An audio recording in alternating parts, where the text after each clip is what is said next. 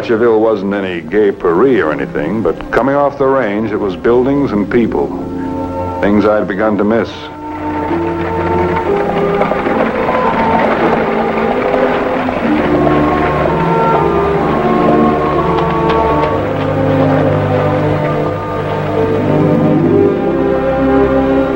It was other things, too. Wanted. Dead or alive, Billy Sparks, for murder and mayhem. Well, guess that came along with the town, along with buildings and people. Get out of here!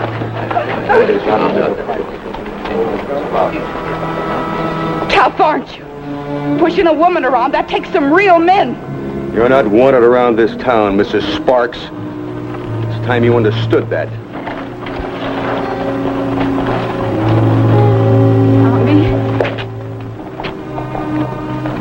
I'm sorry, Mrs. Sparks, but you stay away. All you bring is trouble.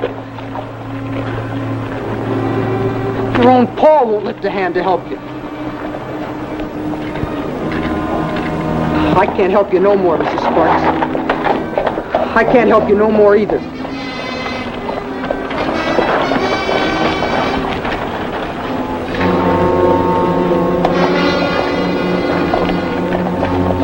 You're big, brave men, when all you have to fight are women and boys. Helen Bricker. You do remember me, don't you?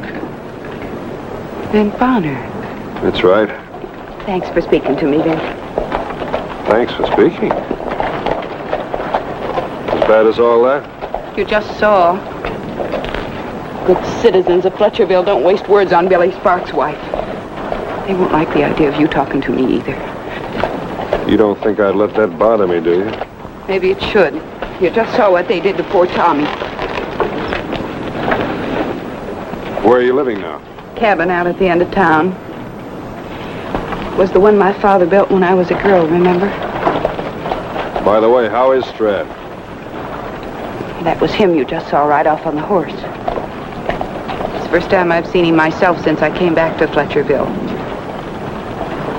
He sent word that I could use the cabin. No one was living there anyway. But I wasn't to come near his home or see him for as long as I live.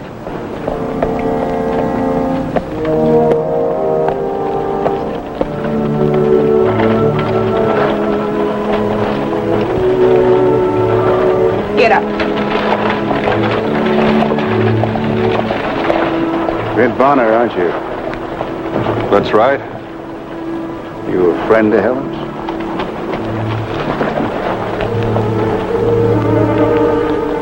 I know the Bricker family. You know Billy Sparks? I've heard of him. You'd be Dave Fletcher's son. I was. Before Billy Sparks killed him.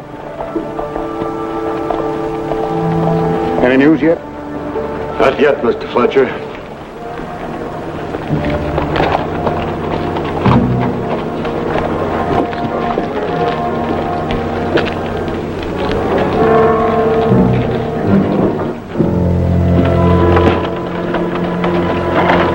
Jim, what's going on? Come on inside, man. Dave Fletcher built this town, Vent. Ain't a man, woman, or child in Fletcherville who isn't beholden to him. Billy Sparks shot him down in cold blood. That explains the poster. That was over a year ago. Billy held up his bank, that's when it happened. Well, they just caught him a couple of months ago in Junction City. That's where Sheriff Ritter is. When's the hanging supposed to take place? This week sometime. The date ain't certain yet. See if you got any mail. No mail, Vent, sorry. Oh, I didn't really expect any. Helen Bricker. I hardly recognized her. And I didn't know her father. Well, Strad ain't never really been the same. Not since she married Billy. Strad disowned her. That's all there is left of the Brickers, just a father and a daughter. Not one word spoken between them in 7 years. That's too bad. Well, I'm going to be in town a couple of days. I'll drop by later for my mail. Now, you be careful, Vent. If I was you, I wouldn't have nothing to do with her. Everyone in this town is dead set against her. Fletcherville's her home. I guess she's got a right to come back to it.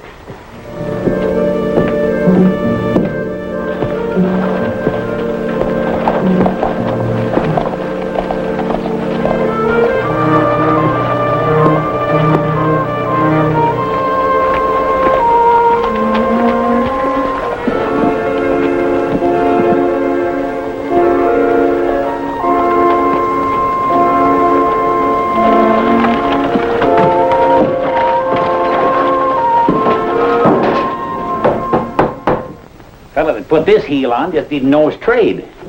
Ain't no reason for a nail to go through on the inside there if the heel was put on proper. Who made these boots for you anyway, Vint? Let me see. Come to think about it, I think you did. Me? You dang well know I didn't. I know my own work. I never turned out a pair of boots like that even when I was apprenticed. Oh, we can soon find out. Look on the inside of the heel. I think your mark's there. Hmm? Well, I'll be... How'd that ever get inside there? Just got the word, Seth. Looks like they're not going to wait very much longer. They're going to string him up today. Today? Yeah. What's the matter? You don't look too happy. What time today? Sundown.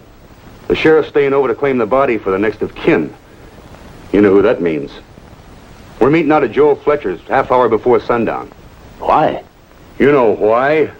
Same time the state's getting rid of one of the Sparks, we'll be getting rid of the other. How do you plan to do that? Huh? How are you going to get rid of the other Sparks? We figure on letting Joel Fletcher handle that. It's his right. It was his paw Billy Sparks killed. Seems to me this town's got a good case of lynch fever. Seems like it's the town's business. None of yours, mister. Don't get your quills up, Vint. There's just some things you can't do nothing about. There's some things that need doing something about. You don't understand, Vint. You're a rolling stone. Me, I'm in business in Fletcherville. So is Jim Pincher. The whole town is Fletcher built and run. I do like Joel tells me, and I get along. People ain't going to forget Dave Fletcher. Even Strad Bricker won't lift a hand for his daughter. Seems to me I remember once that Joel and Helen Bricker were going to be married. Yes, that was a long time ago. Two families had it kind of figured that way. Broke her paw's heart she didn't marry Joel. Dave Fletcher saved Strad's ranch once, and he stood to gain before closing, too. Billy Sparks isn't worth a hair of Dave Fletcher. Well, I'll be back with those boots later. Vint, we all know you. It ain't a matter of you fighting for Helen. It's who you're fighting against. It's more than Joel. More than just one man. It's a whole town. Seth, you stick to your last, and I'll stick to mine.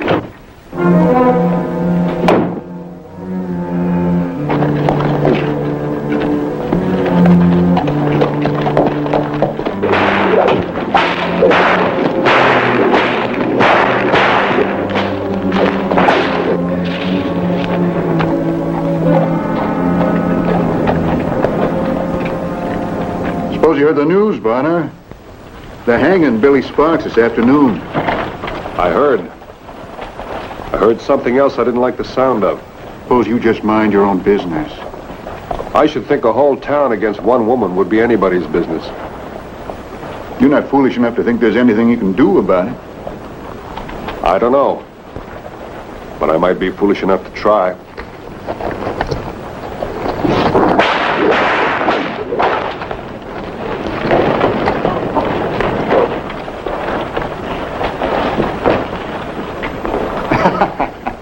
You like to play with that thing, don't you? I know how to use it, too. You might remember that. I'll remember. That's good. And while you're remembering, there's just one other thing. Stay away from Helen Bricker. Here's something for you, too. I don't do business in this town. That's one advantage of being a rolling stone.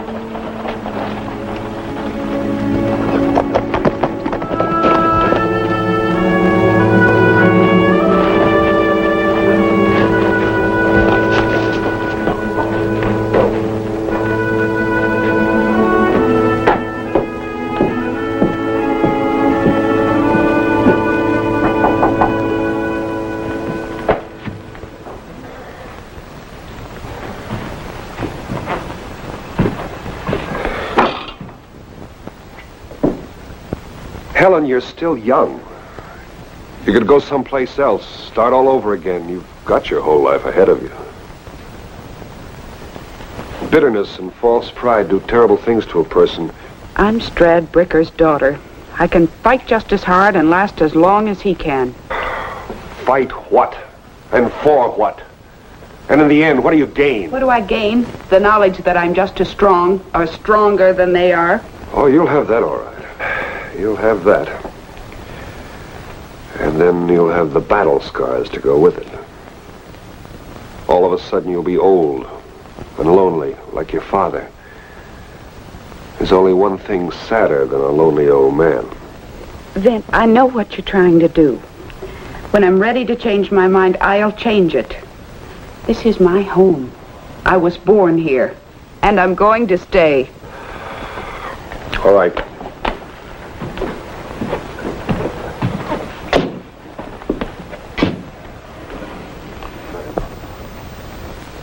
Helen. I didn't want to tell you this. They're hanging your husband today at sundown. And at the same time they're hanging him, your neighbors are planning something for you. I don't know what.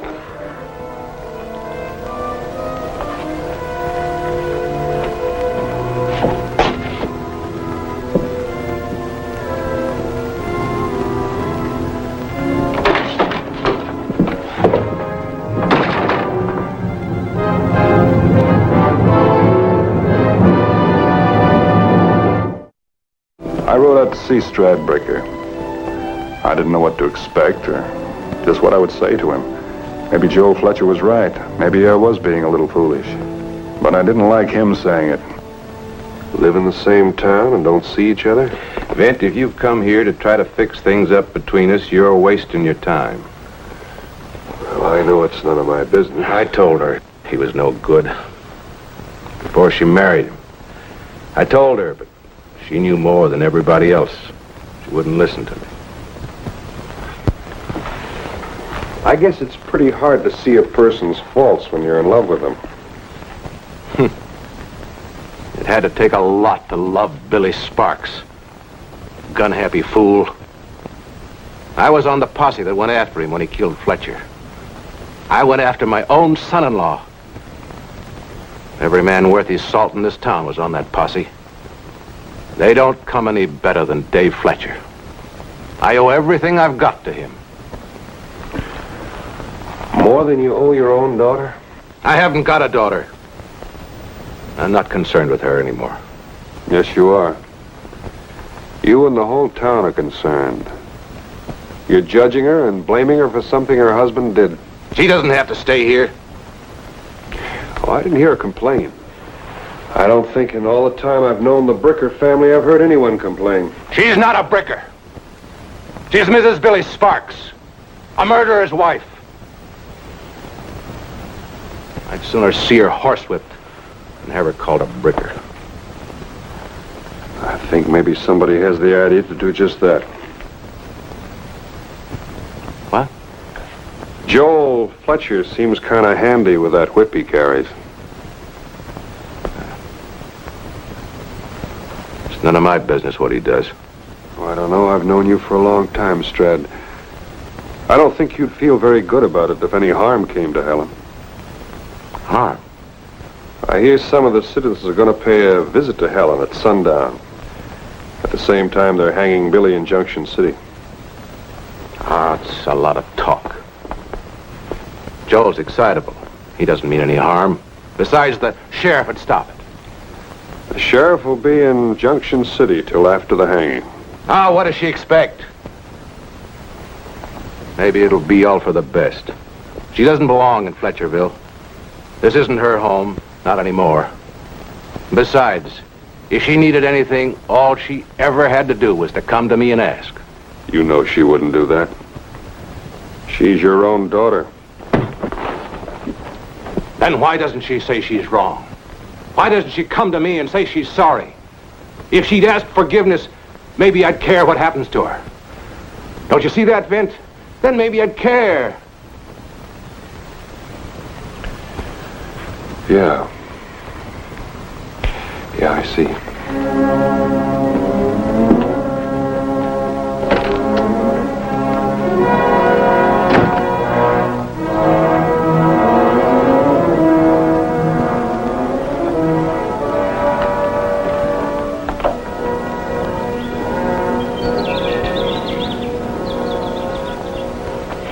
Look, I know you're trying to be a friend, but no matter what anybody says or tries to do, I'm not leaving Fletcherville.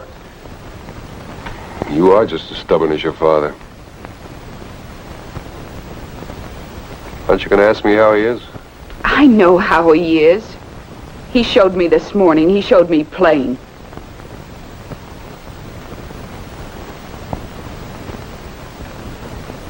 Helen, I think I know you well enough to ask a question. Maybe you didn't know what Billy was like when you married him. But why did you stick with him after he killed Fletcher? Well, I took vows, Vint. And he gave you plenty of grounds to break them. I'm my father's daughter. If I make a bargain or give my word good or bad, I'll stick to it. The sun's going down, Vint.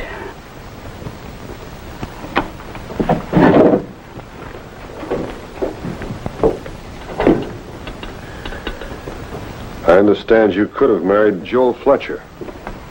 Joel Fletcher? Did you get a good look at him this morning? You think he's any better than Billy? Besides, I wasn't going to be pushed into marriage because my father was beholden to his father. With Sheriff Ritter away, there's no lawman to protect you, Helen. Oh, I'm capable of protecting myself. Thanks, Vint. I'll be all right. I have this, and I know how to use it. Helen. I'll kill the first person who comes near this cabin. I mean it, Vint. I'm Billy Sparks' wife. A killer's wife, remember? There's just a chance this town may forget. But if there's any gunplay here today, they never will. I don't care if they do or don't. I married Billy. Nobody forced me to. I don't expect any favors now. That's what I'm trying to tell you. I don't think you're going to get any.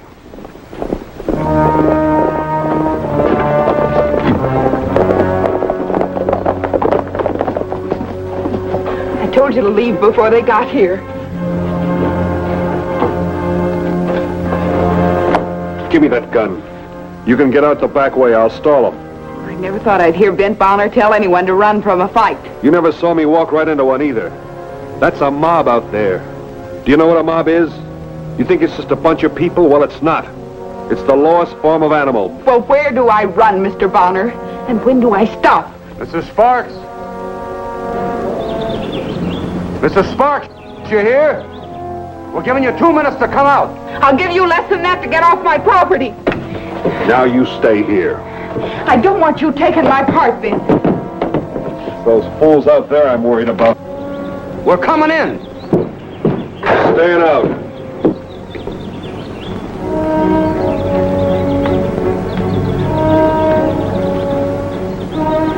Get out of the way. This doesn't concern you. Fletcher, I've seen men stoop pretty low.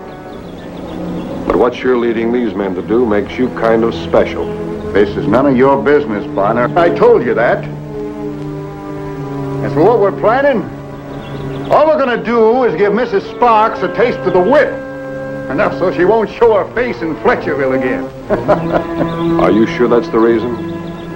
Or is it because her name is Mrs. Sparks and not Mrs. Fletcher? You don't seriously believe that's why we're here? Don't I? You wouldn't be the first man to lead people into doing things for one reason when the real reason was a hidden one of your own. You're talking wild, Bonner. Now get out of our way. We're going to let one man tell us what we can do and what we can't do. This is our town, isn't it? Yes. Billy Sparks is dancing on air right now. I say let's get rid of the rest of his rotten family. Stop!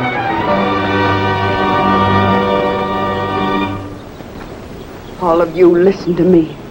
I'll leave your town. Before I go, there's something you ought to know.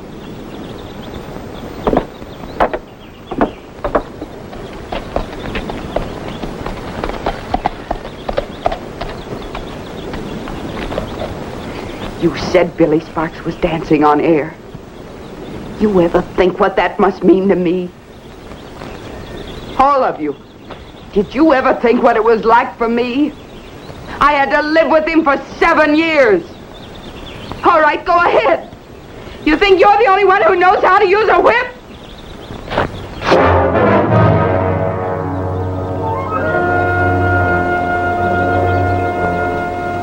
Billy Sparks knew how to.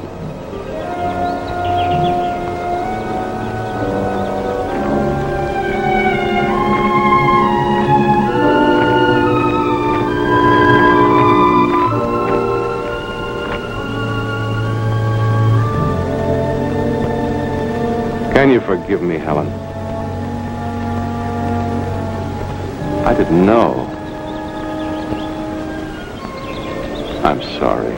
Listen to me. Listen to me, all of you. Just because... Your father was a good man. Everyone here has cause to know that. But you aren't him or anything like him.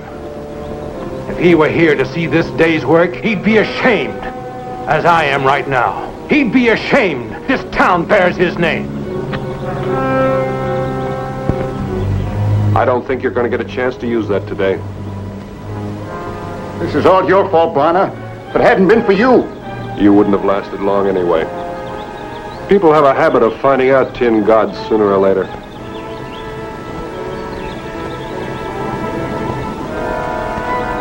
You're a big man with a gun in your hand. I'll throw away my gun if you'll do the same with that whip.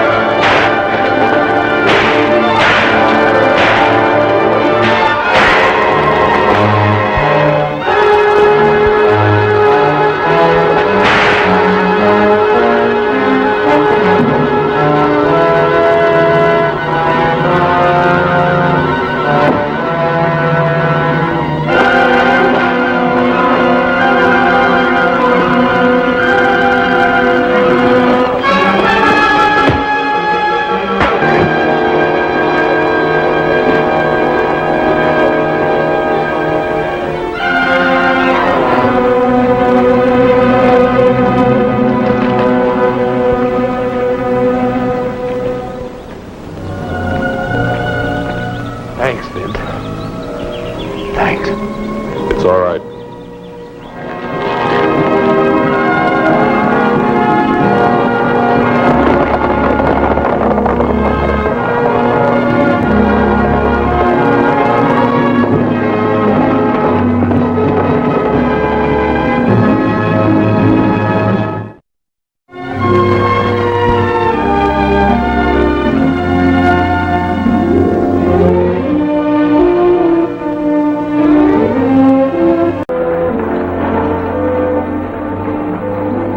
You know, it isn't often out here you find a town thanking its sheriff for something he's done instead of criticizing him for something they think he should have done.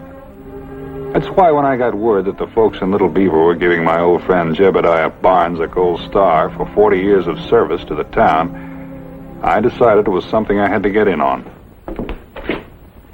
Howdy, Jim. Vint Bonner, what the devil brought you to Little Beaver? Came for the celebration. Celebration? Seeing the last of me in this territory calls for a celebration, huh? Shake hands with Charlie Craig. He's taking over my old job. Glad to know you, Charlie. Howdy, Mr. Bonner. Heard Jeb talk about you lots of time. Vint, be glad to shake the dust of this town off my boots. When you leaving?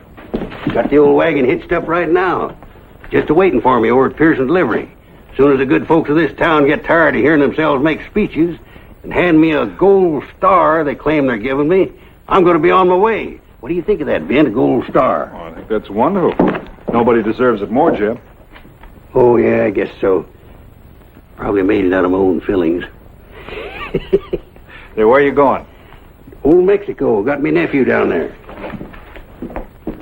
Well, she's all yours, son. There's your tin badge. Now, you make yourself at home. You won't have long to wait. 40 years is all. Maybe they'll give you a gold star before you're out on your saddlebags. See you over at the celebration. Be over in a little while. Come on, Vint. Buy you a drink before all them speeches start.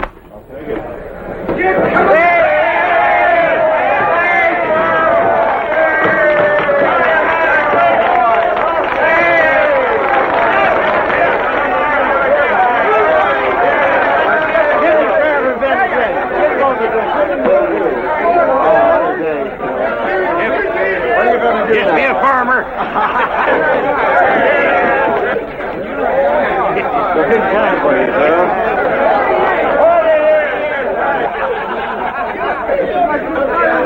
Very best, sir. Good luck, sir. Drink in the house, boy.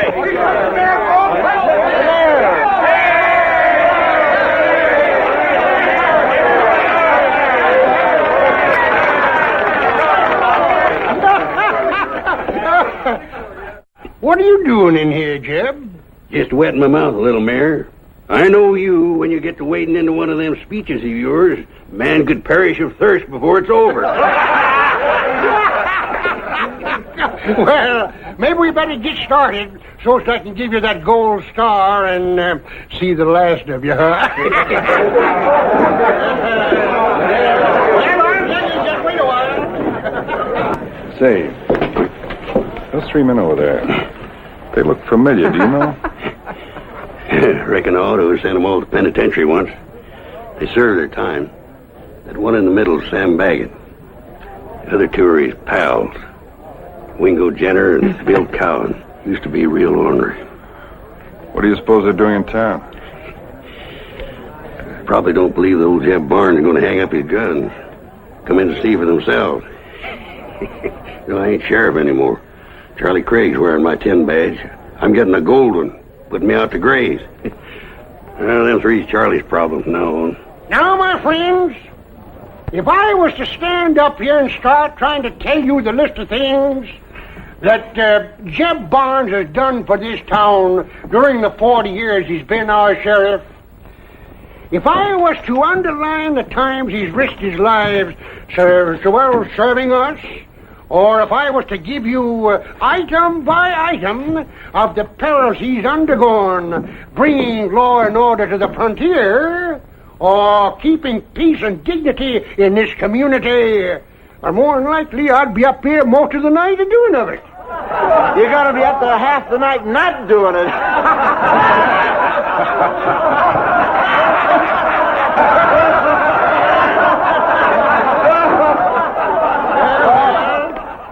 If I didn't pop off once in a while now and then, strangers in town wouldn't know I was the mayor.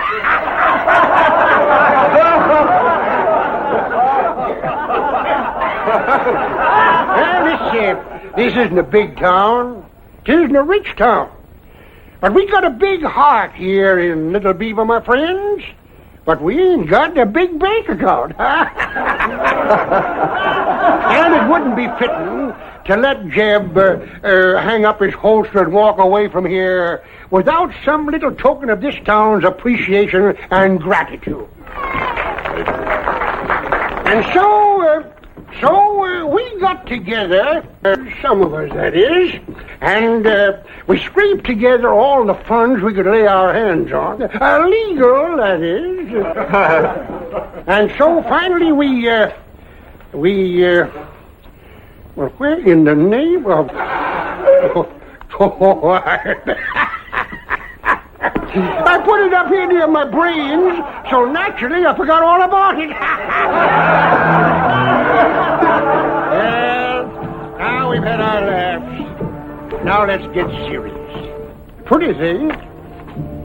I don't reckon it's more than about $7 worth of gold in this here thing, no. But heck, this town could never pay Jeb Barnes for the price of 40 years of service. Now, none of us going to live forever. And after we're all dead, gone, and forgot, the people who come after us, They're the ones who's going to remember the name of Jebediah Barnes, one of the best men the West will ever see. Well, Jeb, better come on up here before I make a fool of myself and blubber right out in public. Say, Sheriff, did you notice those men that left here a few moments ago? Yeah, what about it? Well, I just saw them going to the bank. Maybe you ought to take a look. Well, the bank's open for business, Mr. Bonner. That's right. I'm probably being silly. There you are. Well, turn it over, Jeb. Read out what it says. When all our...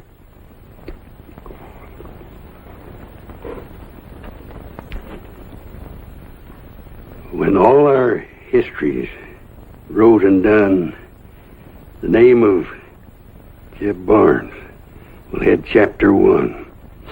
I wrote that myself. Speech! Speech!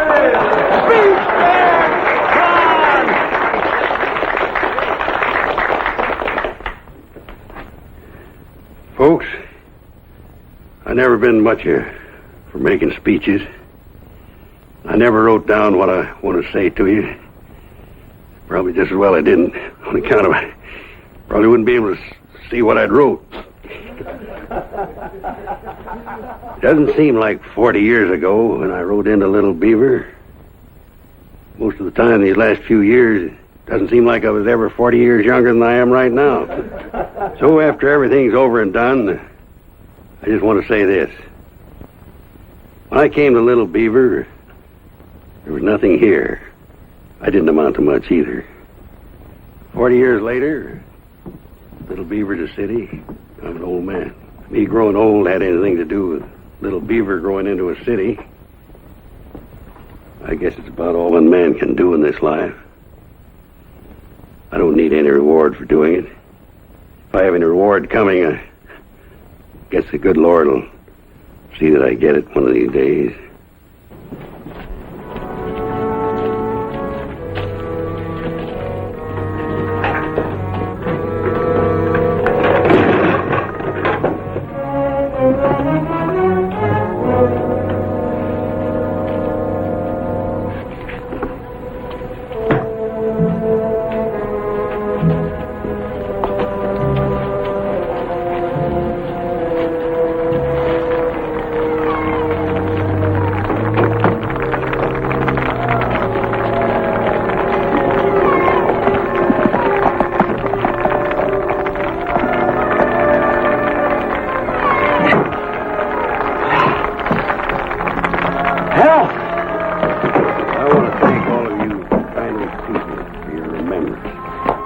And even though I'm not your sheriff anymore, I aim to wear this gold star, even if it's not legal. And anybody that tries to take it off on me...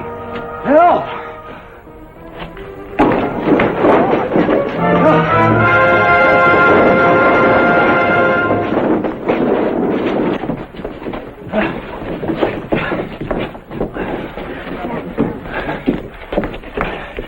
3 of them came into the bank.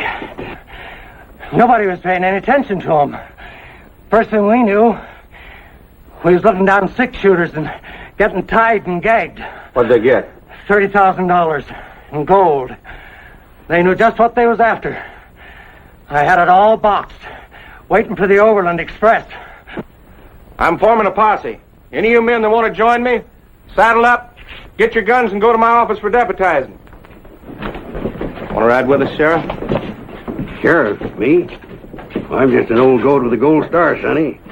Buckboard's about all these old bones can handle. Oh, you go ahead and bring them bank robbers in. Don't ever let me hear you complain you didn't have anything to do the first day on your job. Well, suit yourself, but I better get started before they get clean away. Good luck. Well, Jeb, it looks like you're about right. They were just waiting for you to resign. They didn't wait long enough. They could outroad an old codger like me easy. Charlie Craig will have him behind bars before sundown. Sundown's not far away. Hey, you're right, Vin. I got about 250 miles of traveling between me and my nephew.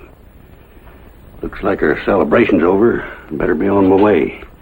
If you're ever down Mexico way, I wouldn't pass you by, Jeb.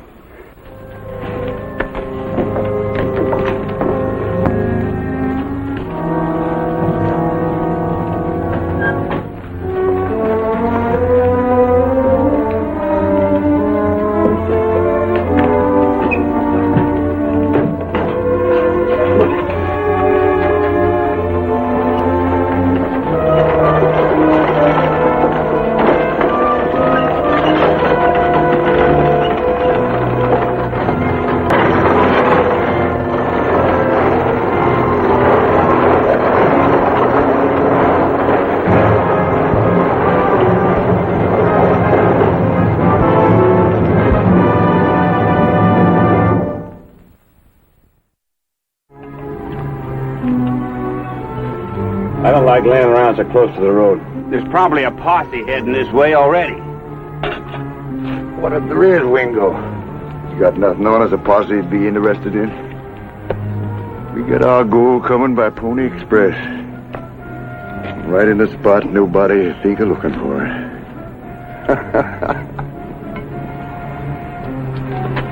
Try a little more of this coffee.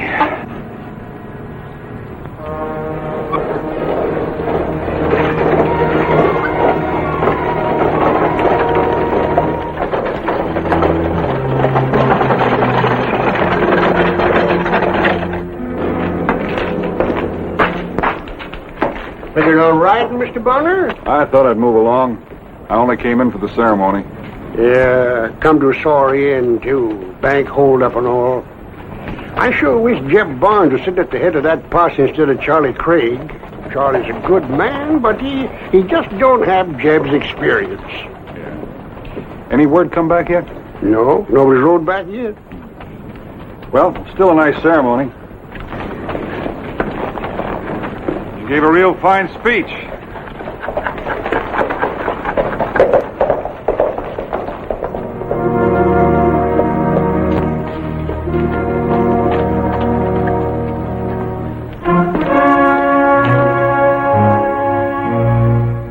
Looked to be 3 sets of prints.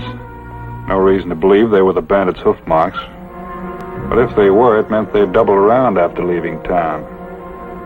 And that meant that Charlie Craig's posse was riding its head off in the wrong direction.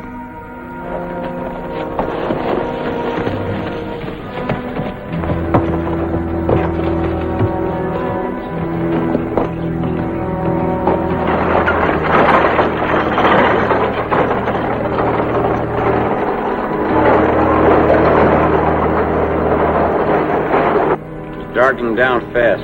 Yeah, them buckboards move slow. Supposing he don't come this way at all. Or supposing he drove by and we never heard him. Suppose you tie a knot in that tongue of yours. Making so much noise we won't hear him when he does come.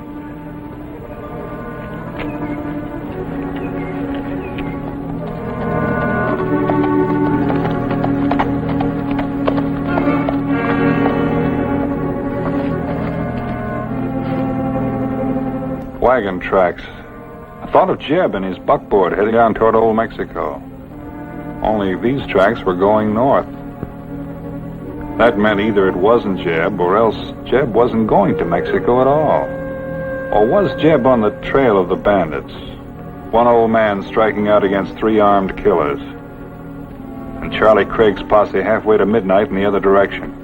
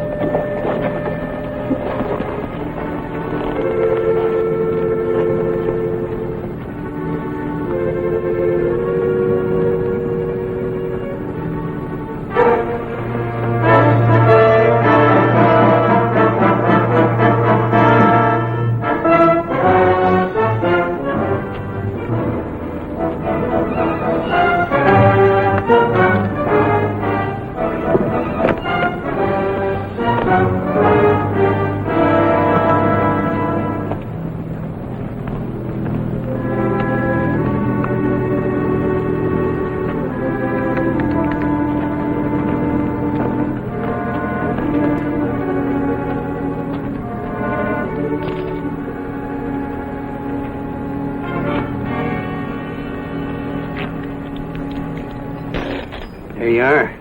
$3,000 for each of you.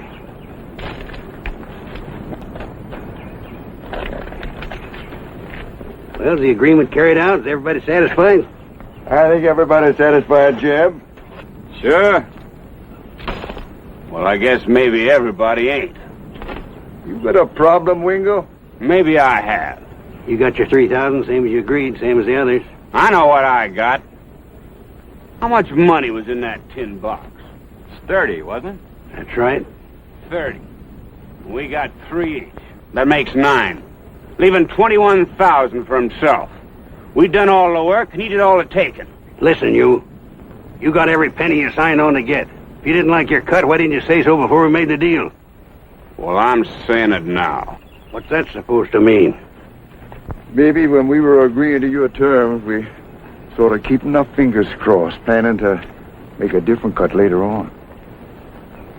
It sure don't sound like a bad idea. You're not so stupid after all, Wingo. Maybe we ought to have a different cut. Well, maybe you ought to go whistling your whiskers. You think I'm going to sit around and bargain with you 3 varmints? Don't you try that. You didn't think I could still draw, did you? I knew who I was picking when I picked you 3. I know who's against me now. Now you do as I tell you. Get your stuff and get out of here.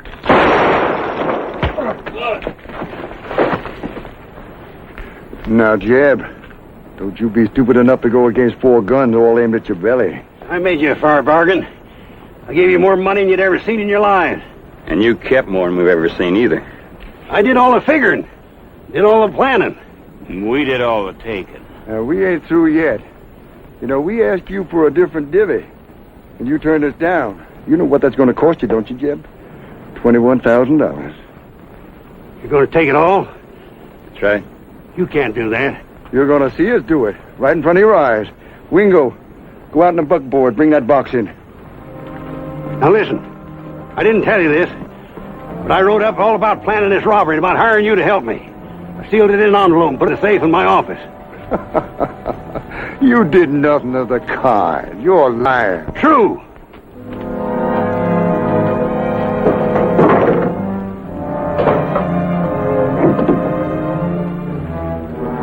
You know, you don't want the folks in Little Beaver to find out their respected sheriff is nothing but a common thief. And what if you did write it out, put it in the safe? Nobody's going to open it. On account of nobody's ever going to know anything ever happened to you. Got it. Praise, all of you.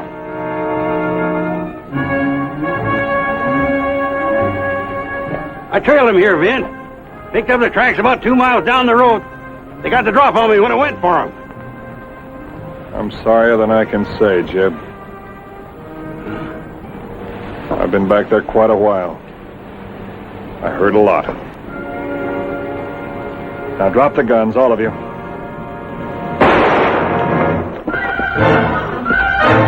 Don't touch the gun, Jeb. 3-1 against you, Vince. You'll need help. Till I know better, there's 4-1. I wouldn't do anything to harm you, Vince. Come on over here.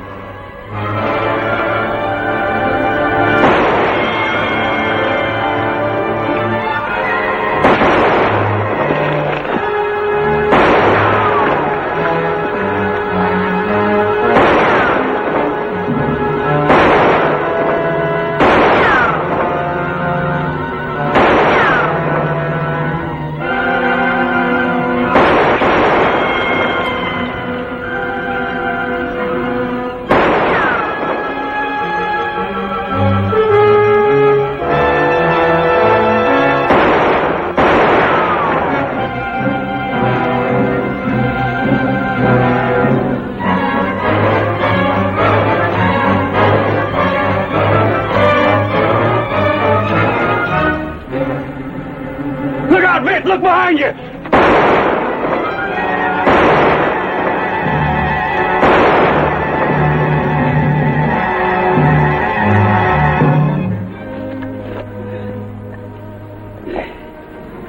That one did it, Red. That one did the job. I got some water, Jeb. Don't waste it. It's been 40 years protecting them. driving the rustlers off their ranges, fighting the Indians that tried to burn their houses, protecting them while they made themselves rich. That was your job. I did my job. I was paid a sheriff's salary. While they was getting rich, I had to save up to buy a new pair of boots. Then when it was over, time to retire. So long, Jeb. Thanks, Jeb. You're the gold star, Jeb. Now you run along. You run along off someplace and die, while we look around for somebody else to take care of us while we're making money. All I wanted, Vint, was something to live on while I was dying. I didn't have nobody. What about your nephew down in Old Mexico? Ain't got no nephew. Ain't got no money. I got a gold star. Try eating a gold star. I know I did wrong, Vint. I know I was wrong. Daggett had me in these sights. You could let him kill me and gotten clean away with the gold. I guess when you're wearing any kind of a star, you can't kill your friends.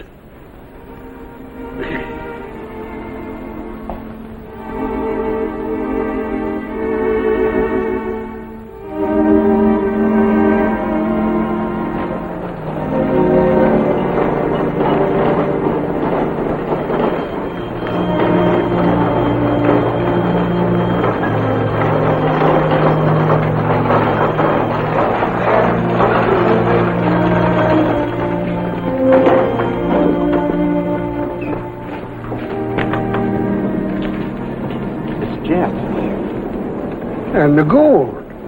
How did it happen, Mr. Bonner? Mr. Mayor, Jeb spent 40 years earning that gold star. Today he earned it all over again. And old Jeb tracked him down? You got your gold. He got himself killed doing it.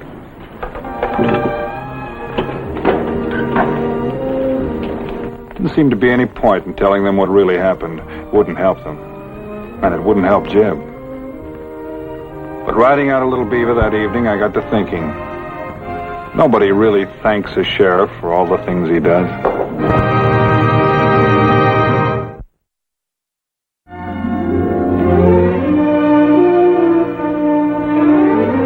Spring roundup time that I received word that Jeff Giffen, an old buffalo hunter and an old friend, was dying, and he wanted to see me.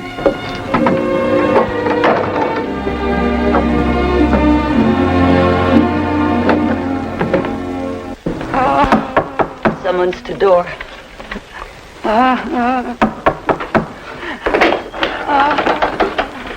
What you come for? Well, I came to see Jess. Is he... Not yet, but he's fixing to. You a friend of his? Yes, ma'am. He sent for me. My name is Vint Bonner. So you're him.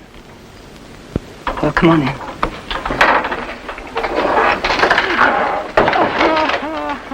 It's the one he was asking about. Sure took you long enough to get here. Get! Sit down. Wailing banshees, a whole lot of them. Jess, you don't look too bad. I'm through. I know it. Now, that's no way to talk, Jess. Well, it's truth. For myself, I don't mind going. I've lived long enough. But having to leave Mercy Day all alone, that's what's troubling me. Vint, I gotta be sure that she's taken proper care of. Well, that's only natural. I figure that you're the one to see she gets it. Oh, you mean you want me to take her to one of her relatives? She ain't got no relatives. Not even kissing kin. Well, Jess, you can't mean that you want me to... I already told her. If she don't want to wind up like the rest of the women around here, she's got to get out of the mountains. Yeah, Vint, open that.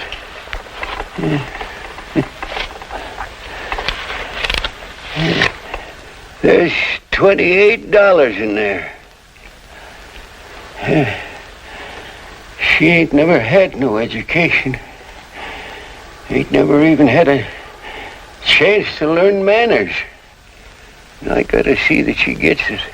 But, well, for Pete's sake, why did you pick on me? Do you know anybody else that I can trust my daughter with? Well, good.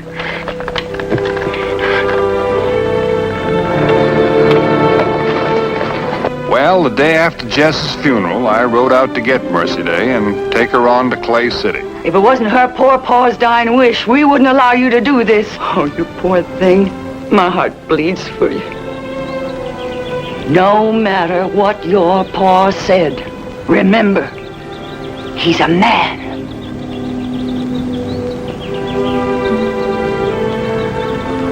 Well, Mercy Day, you ready?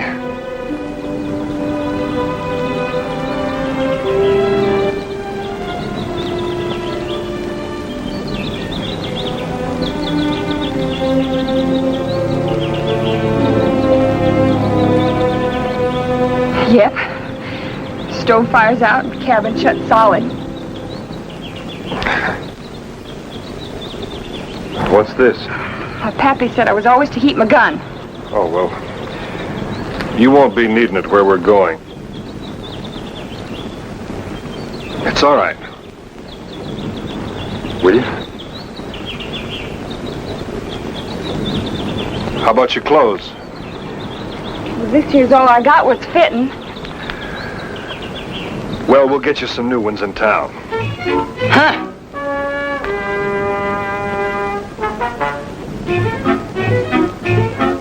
Let's go.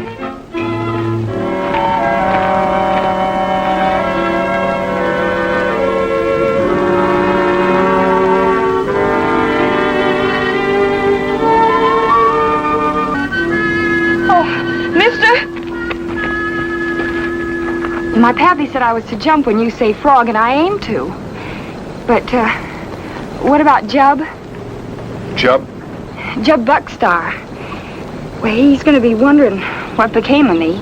Well, your pappy didn't say anything about any Jub. So if he wasn't worried about it, I don't guess I should be. Come on. You take good care of her. You hear? Yes, ma'am.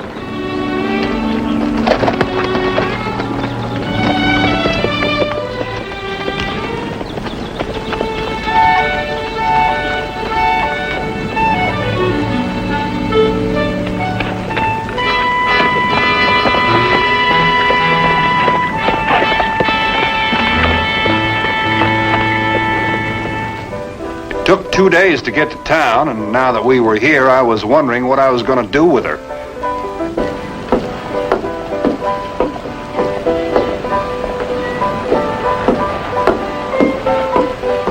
Then it came to me. Rolly Akins might be the answer to the whole thing. I knew Rolly had taken in a lot of gals in her time. Of course, I don't hardly believe none of them were as dirty as this one. Still, if I was going to find someone to teach to act like a lady, I didn't have much choice. Mercy Day, let it alone. I'm sorry, miss.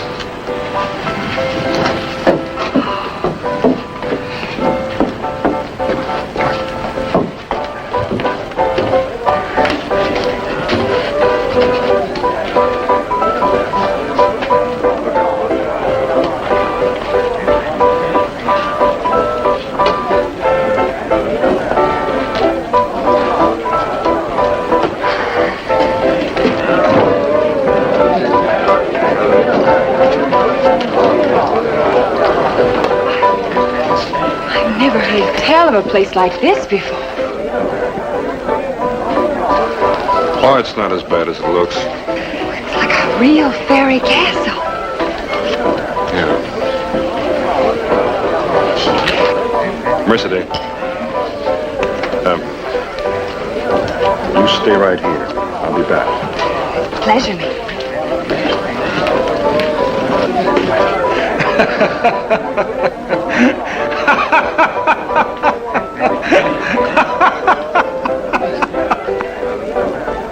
Howdy. Why, I declare, it can talk. Why, it must be human. Raleigh. Vin, how are you? Fine, thanks. How are you? Fine. Look, you see that girl over there? Well, I want you to take her over and... Oh, now, Vin, you know I'd do almost anything for you, but Raleigh, look. I promised her pappy on his deathbed I'd do what I could. Now help me out, will you? Are you sure that's a girl? Come on, take a closer look.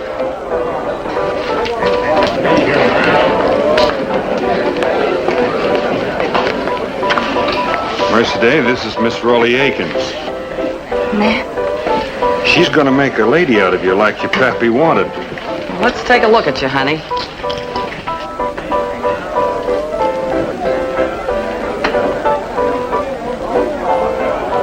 Well, there really is a girl under all that dirt. You think you can do something? I'll give it a try. You go on over there, honey. We got work to do. It's all right, Mercedes. I'll be over. First time there's any trouble, Vin, out she goes. There won't be any trouble. She's as gentle as a lamb. Now give me the rest of them. No, my pappy said for me to... Ow! Don't argue with me, gal. Give me my clothes back! Phew. Burn them. Well... 25, gentlemen. It's up to you, Vin. Oh. Now, Mo, you stop it! You gotta get clean! No! No! Cut it out! You let me go! What in turn Now, Mo, you stop it! You gotta get clean! Woman's been murdered! Raleigh! Mercedes! Get away! What's going on in there? No! Stop it! No! Get away with it! No! Stop it! Raleigh! Come on, Vin. We'll break the door down. Hold it. Raleigh, answer me! You gotta get... What do you want? What? Vin, you can't come in here. You leave me alone! I need to have no feeling! You gotta get clean, Mercedes! You men can't come in here. Come on now. You got no business in here. Get out! Come on, out! You two, Vin, out! Oh, Mercedes, stop it! Let me go! All right, gal. Water won't hurt you, but what I'm about to do will.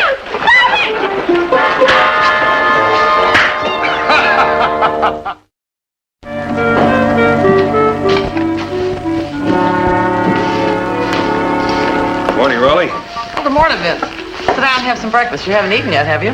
No, didn't get much sleep either. Neither did we. We've been up all night working on that friend of yours. Oh? You ready, gal?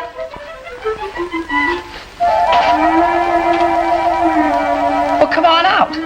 Yes, sir.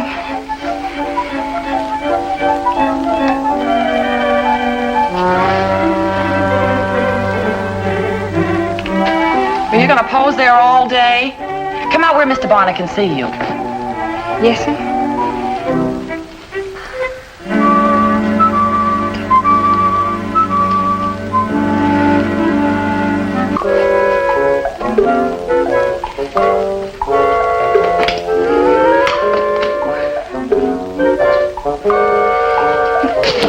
It's the shoes. It's going to take her a little time to get used to them, Vince. All right, honey, you can take them off.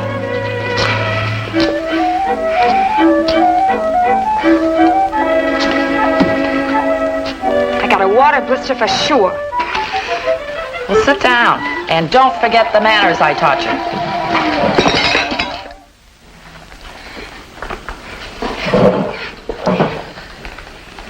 Smell me. Ain't that something? That's something. Ain't never used no stuff like that before, except maybe some crushed mint here and there. Well, how do you like being dressed up in a fine dress like that? Oh, I like it fine. Except maybe Jub would think it was putting on. Jub, who's he? Oh, some mountain pup she left back there. Mercedes! Mercedes, put it down. But I'm hungry. Well, you don't do it that way. Here, take this and this and it. No. That there.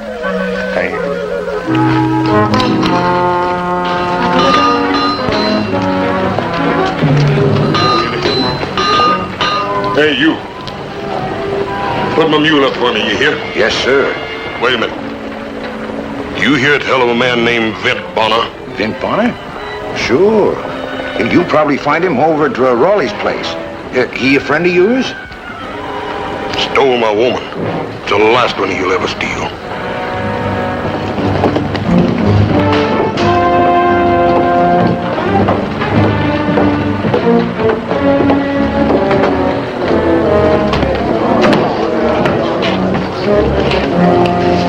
I'm looking for a slick-talking, woman-stealing man named Bonner.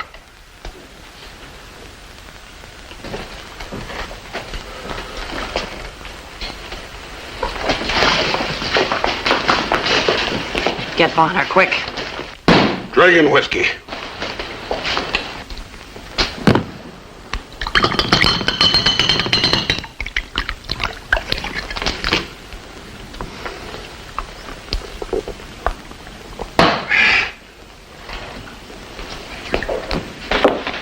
Mercedes, I think we've got company. Company? To see me? Jub Buckstar? That's who it's got to be. Jub come all that way? For me? You.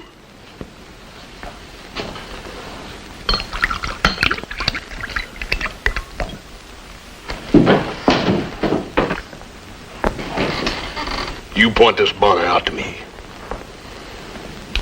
You don't. You asking for me?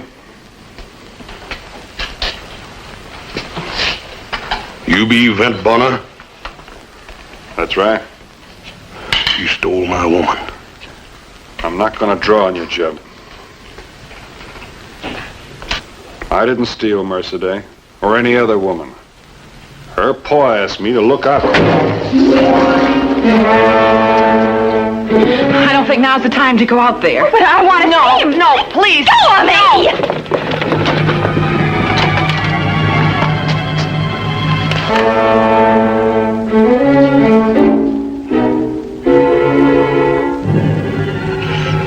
Jub!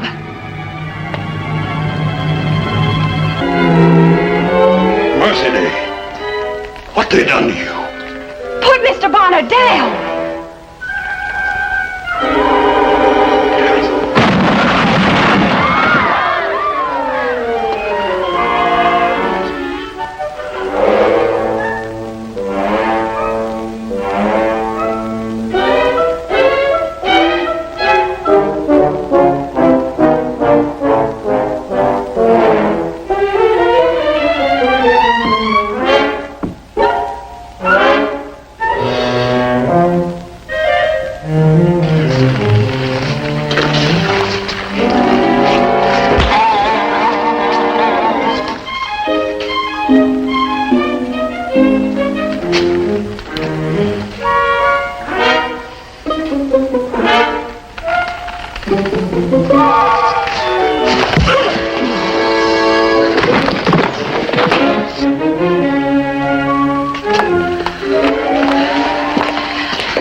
Don't say I didn't warn you. You should have told him you was taking me. I knew he wouldn't like me changed.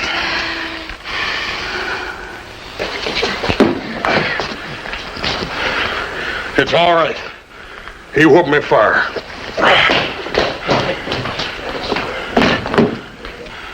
You can have your unnatural painted woman, Mr. Bonner, wearing fancy dress and shoes, but you can't change what's inside you. You can't never do that. No more than you can grow corn on the desert. John? John?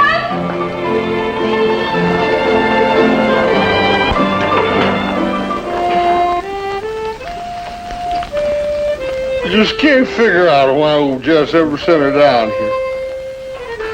A woman like that belongs in the mountains. She ought to have a chance to better herself.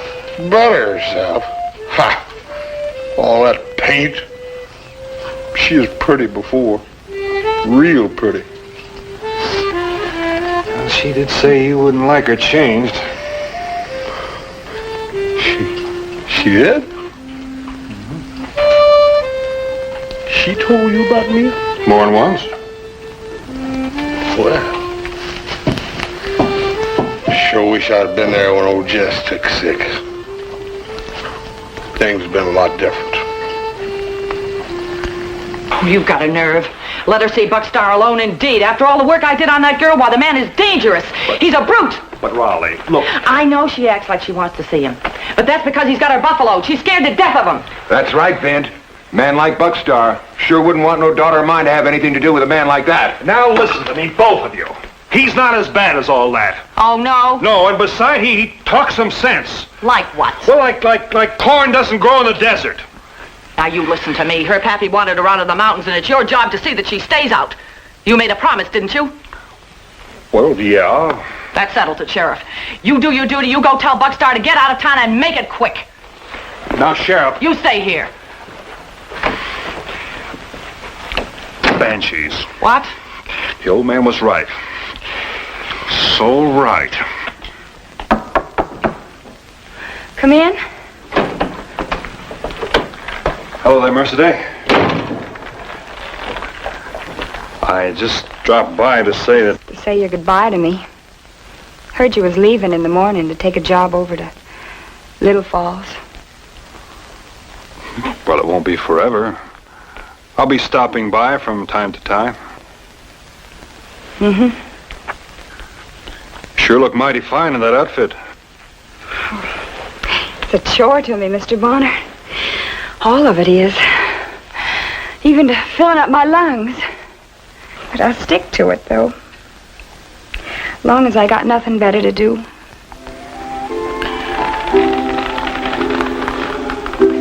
Mercedes, I think your pappy'd be mighty proud of you.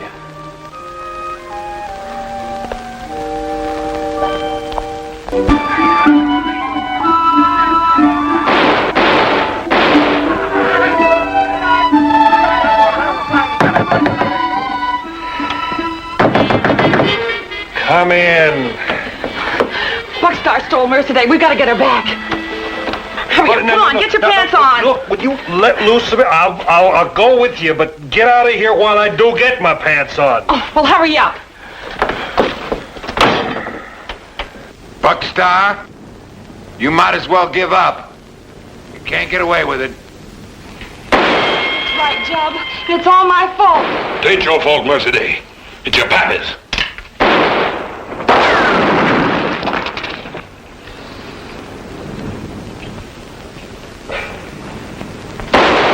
Stop shooting into there, Luke. You'll be getting that girl. Well, how else are we going to get him out? We can't go around to the back. Can't get out that way neither. It's locked tight. What are you doing? Why don't you send these men home? We ain't gonna let no child stealer get away in this town, Bonner. How do you know he stole her? He's got her, ain't he? And no woman would go with something like him of her own free will. That's for certain. Look, did anybody bother to ask Mercedes? Well, no, but where you going? I'm going to do something that should have been done a long time ago. I'm going to ask Mercedes how she feels about this. Where you going? Vic, come back, you darn fool! Jim. Spit Bonner, I want to talk to you. Let him come in, Jub.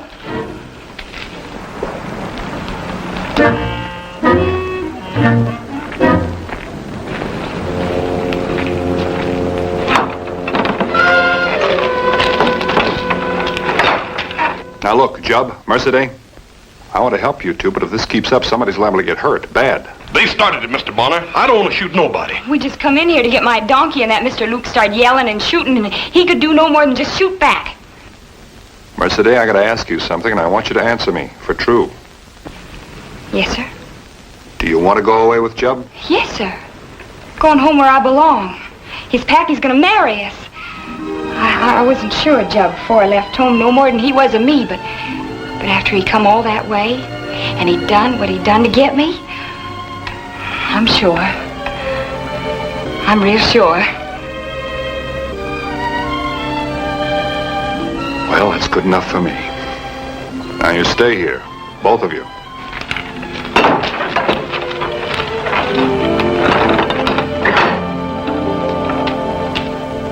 You can convince me of a lot of things, Vint, but you'll never get me to believe she's going with that brute because she loves him. All right. Mercedes! Mercedes, come on out here. It's all right. He told him. Mercedes!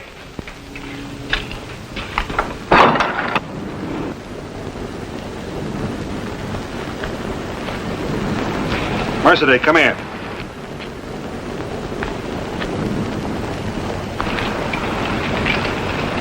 Look, they won't believe me. They want to hear it from you yourself, so tell them. Well, there ain't no other man that could fill my heart.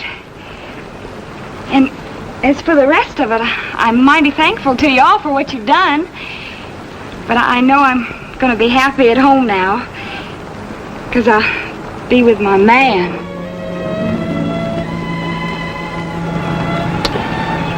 Well, that ought to settle it. Jub, get her mule.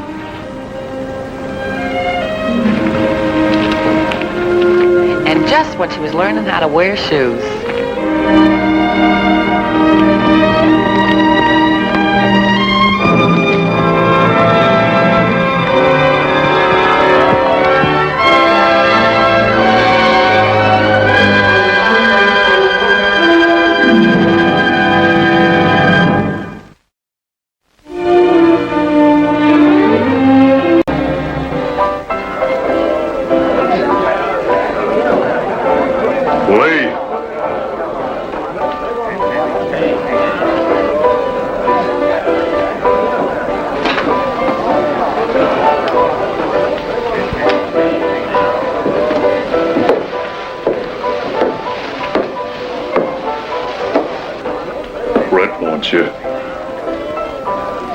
Now. When will you learn how to address a lady? When I meet one.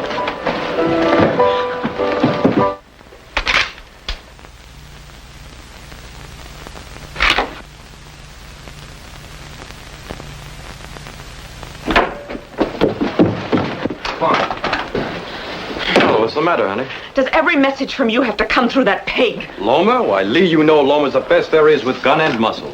I know about the muscle. Look at that. He put his hands on you. He invited me up here the same way he throws out drunks. Don't worry, I'll see that he stays away from you after this. Sure, Brett. You wanted to see me. What do you want? Haven't you forgotten something? What? This. Oh, please, I'm sorry, but not now. Please. You always have to spoil it. I've got to know that you love me. There can't be any doubt now, Lee, do you? Please, you're hurting me. Do you love me, Lee? You used to now. Do you love me? I want to. Oh, I want to. Brett, have you forgotten that love also means having respect for the other person's feelings? I'm sorry, Lee. It's just that I couldn't stand to lose you, that's all. May I go now? Yes.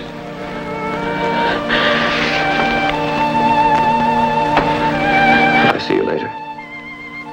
Yes. Tell Loma I want to speak to him.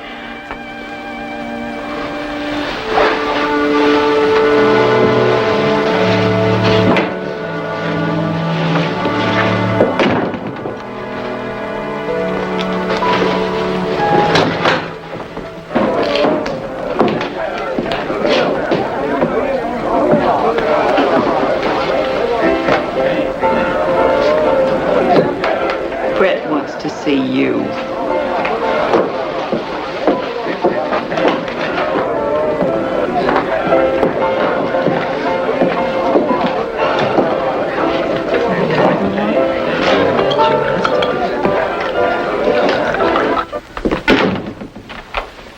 You want me? Yes, Loma, will you sit down, please?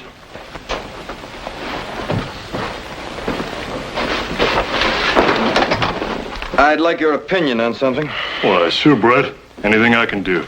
Take a look at these. Sure. You coming out of your mind? Not me, you did when you put your hands on Lee. Now, you got me all wrong. I got exactly what you are, and I have for a long time. Now, you get this, and you get it good. The next time you touch her, you're going to find yourself with a head full of lead. Okay, Brett. Okay. But you didn't have to set me up with that paper trick. It's just to let you know I can outthink you anytime I want to.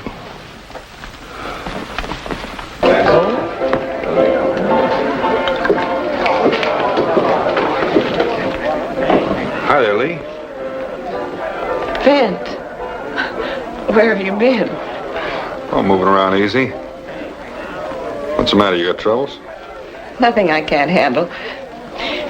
You're 2 months since we saw you last. I was beginning to think you'd taken a dislike to our fair village. How are you, Vint? I'm fine. But I asked first. No scars, I see. Please don't. You going to be with us long? No, not long. I'm delivering some books to settlement, not far north of here. Books? Yeah, school books. I ran into this man down at Jolly's Post about 6 months ago.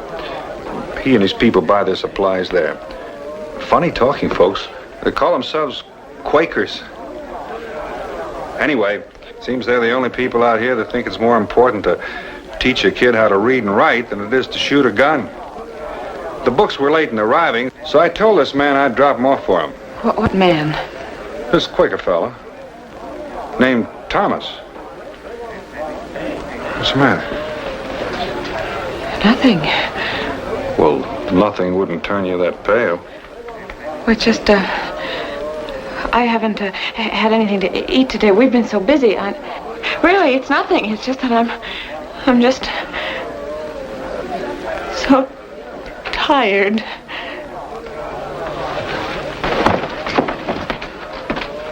Go on back, Ed.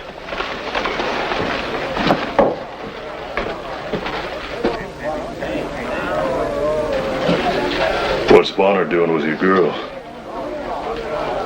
Want me to take care of him, it'd be a pleasure. Now, if I caught anybody messing with my girl...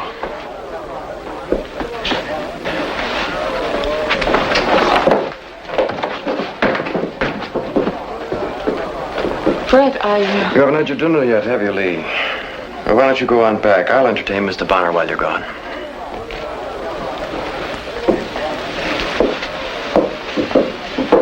Hello, Brett.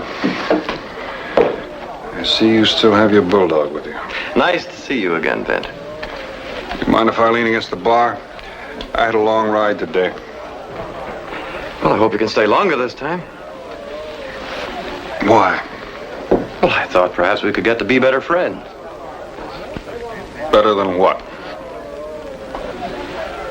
You and Lee have a nice talk? If you call talking about the weather having a nice talk, we did. Wonderful girl, isn't she? Did you find that out before or after you beat her up? Oh, you know about that? I know about that. Well, that was 3 months ago. I'm very sorry about it. We're really very happy now. You can ask Lomer if you don't believe me. If I'm going to ask anyone, I'll ask Lee. She'd tell me the truth. That's all right, Lomer. Bonner's been on the trail all day. He's a little bit shaky, that's all. I don't need your help. As for you, Lomer, I just don't like you. I never did. So anytime you're ready. Oh, come on, Vint. Let's wash down the past. Look, have a little drink on me. Come on. I don't like you either. I never did like women beaters. Keep your drink.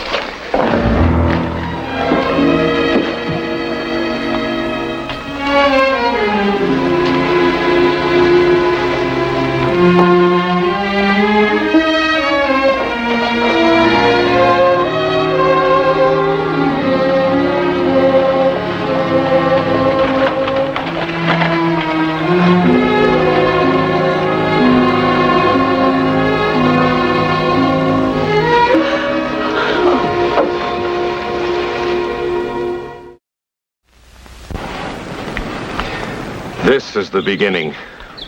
I'm sorry, Mr. Thomas, that I was a week late in getting here. We prayed that we would live to see this day. The weeks to us are but moments.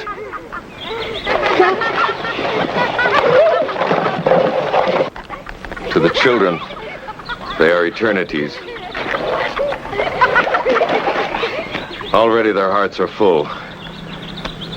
Now they will begin to learn more of the world and their place in it. But forgive me, friend. Thee surely is tired from thy journey. Come into our home. Thank you.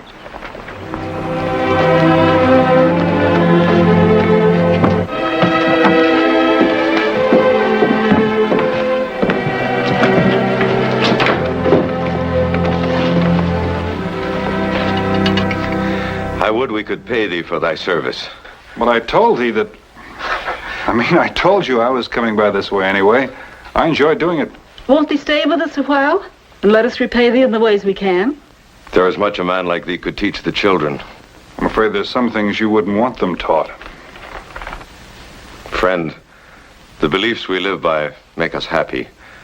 We do not say that others must believe the same.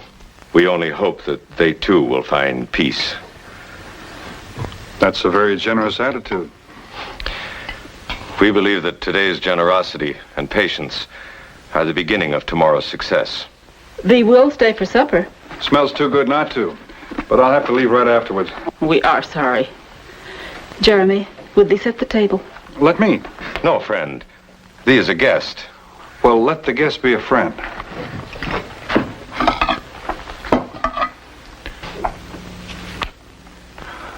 I'll bet school doesn't start, Jeremy, till you've read each book twice. Great minds who took the time to record the good and the bad of life so that we might learn to tell one from another. Mr. Bonner, would thee bring the candles from the desk? Of course.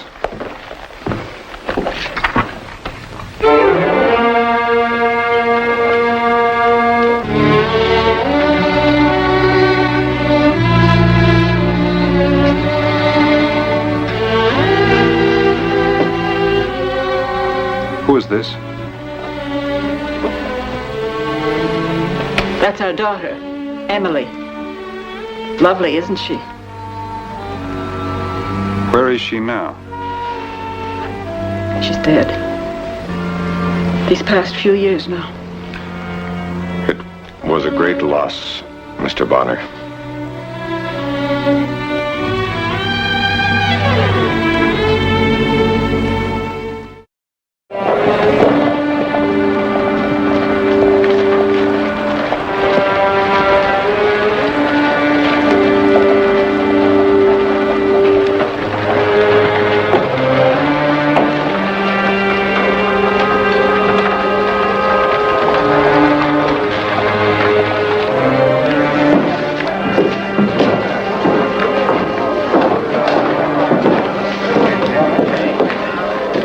Lee,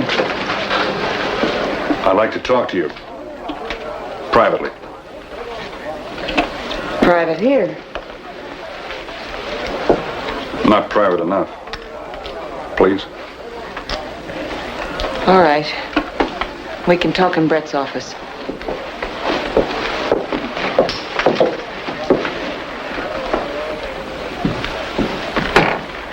Lee, I just came from the home of some people named Thomas.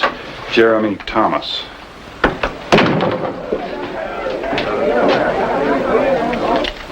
So? There was a picture of a girl on the mantel in their home.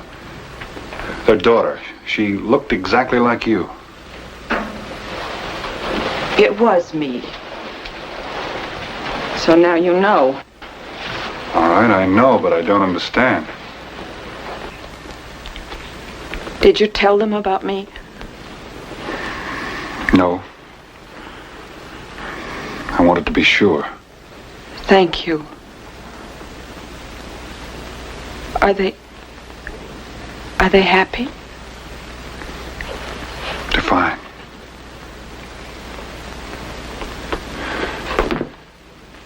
Why, Lee? It doesn't matter now. Believe me, it's much better this way. You mean Brett Dixon is better than... He loves me, Vint. He loves you. That's love. Break a girl's arm, black her eye, beat her up. That's love. You just don't know his other side. That was 3 months ago. And you do. I'm not sure anymore. I loved him very deeply in the beginning, I know that. The beginning? When was that? My family had sent me to school back in Missouri.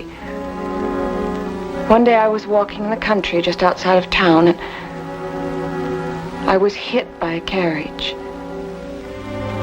Brett's. I almost died.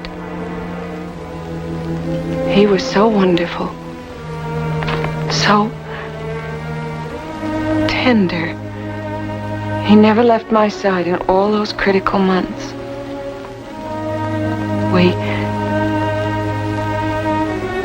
We fell in love. I see. It was true. I loved him. I didn't want to be separated from him. And yet I knew that I could never bring a man like that, a gambler, back home with me. I had him send word to my people that I was dead. I wanted to be with him. That was all that mattered.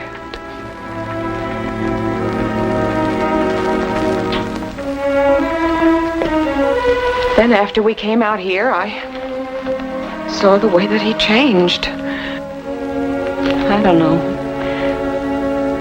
Maybe it was greed. But I couldn't desert him any more than he could me when I needed him. I prayed that my love could change him back.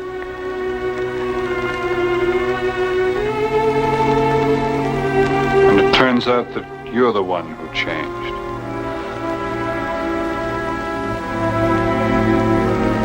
I know. That's why I can't let my people know I'm alive. Don't you see? They have strong principles. To them, I'm dead. And it's better that way. They'd never take me back now. I think they would.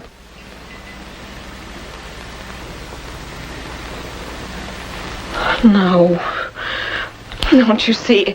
If I left Brett, he'd become as brutal and inhuman as Lomer. He's no different than Lomer now. Just better dressed. I can't believe that. Lee, I think you mean you don't want to let yourself believe it. Let me take you home. No. I must keep trying. But Lee, if you... Please. Let's go.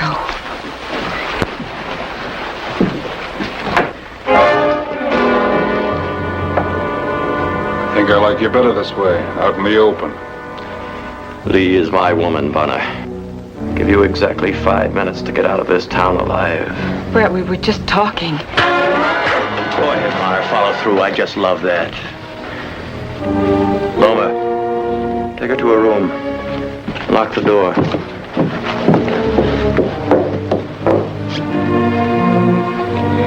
You're good at beating up women. Or when the odds are with you. You think I couldn't handle you without this gun? Looks like we're not going to have the chance to find out, doesn't it? I just want you out of this town quick. If you ever come back again, I'll put a bullet right through your head. Now move out.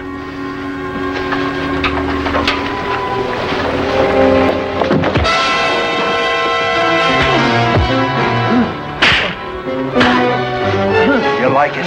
Does it feel good?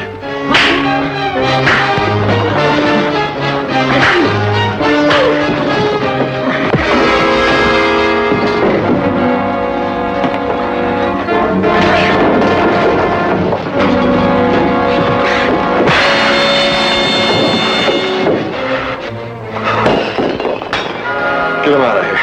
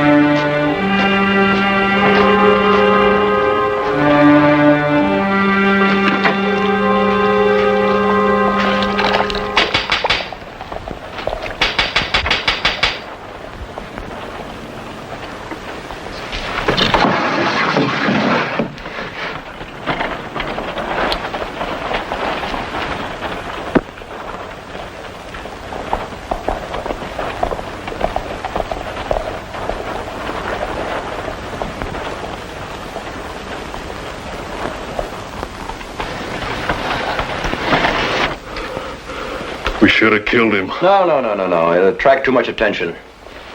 Besides, he knows I will next time. Let's look in on our little two-timer. Give me the key.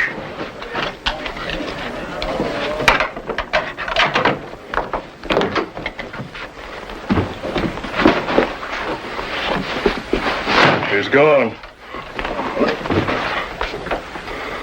He's riding double. Pete would never give him a horse without my permission. Riding double, but where to? When I heard him, Bonner said something about taking her home. The way he sounded, he must have just come from there. Home. Wait a minute. Any Quakers living around here? Ed might know. Yeah, Ed would know.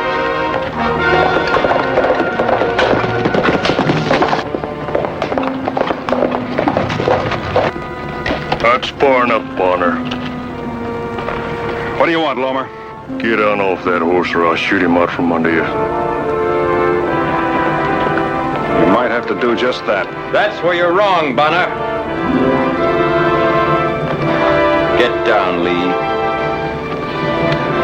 Hold on, Lee. Hold on tight.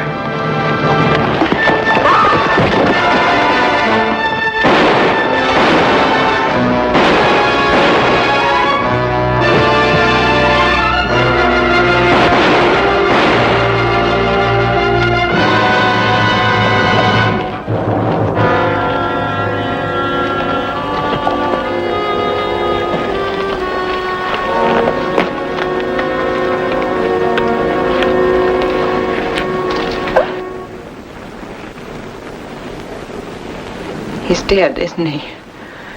Isn't he? I'm afraid so. Because of me. That's not true, Lee. He was a man who was bound to end up just the way he has.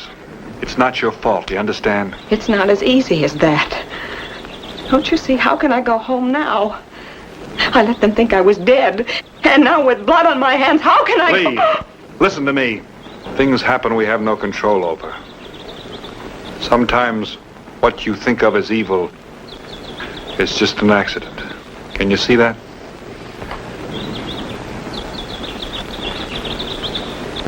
Will you help me?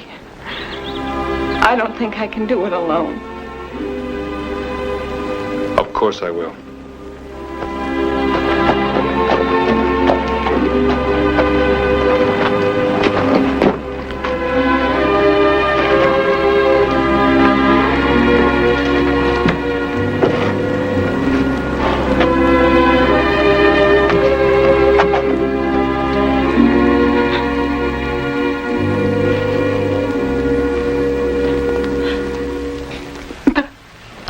I don't understand.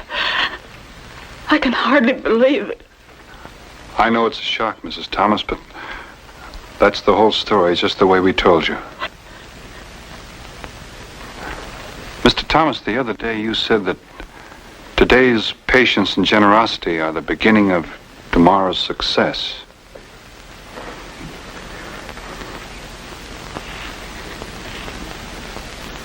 Thee is right, Mr. Bonner. Anna, that which was lost is found. She who was dead is alive. Welcome home, daughter.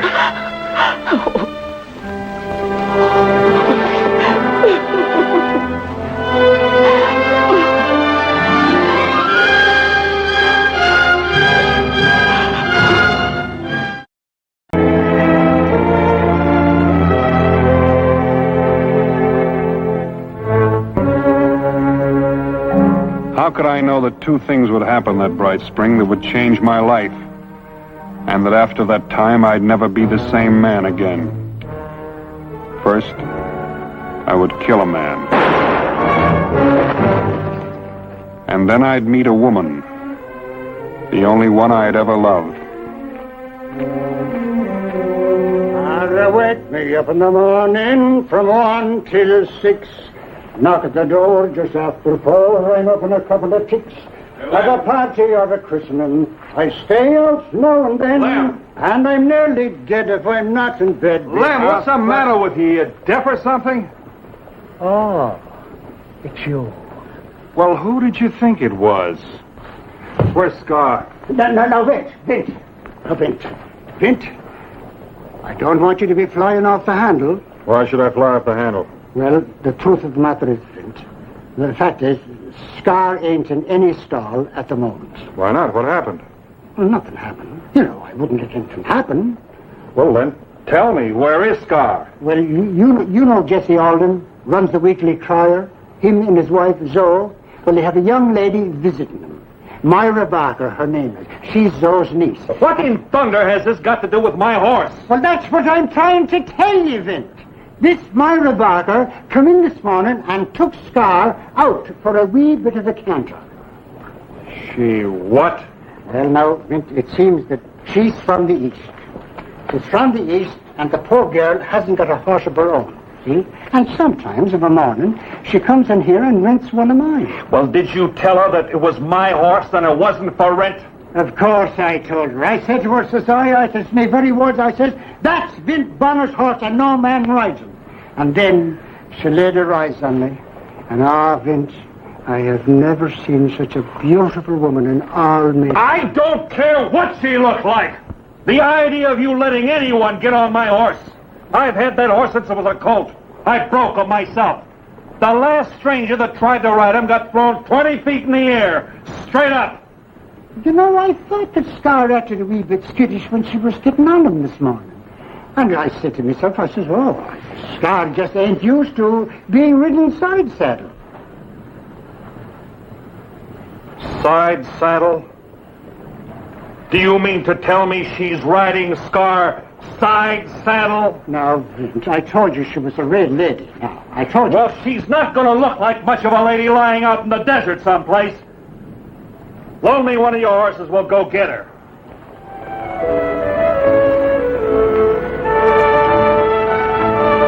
Hold it, Vint! Here she comes now, coming down the street.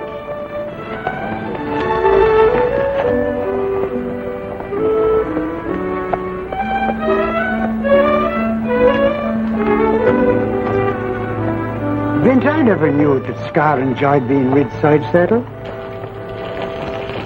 Neither did I. And him behaving so gentle-like. And here you have me all worried saying Scar that would let nobody else ride him.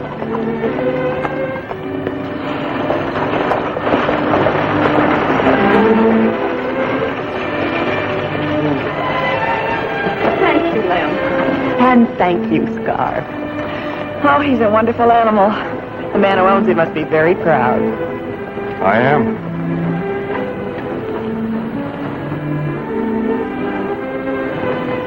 You took me by surprise.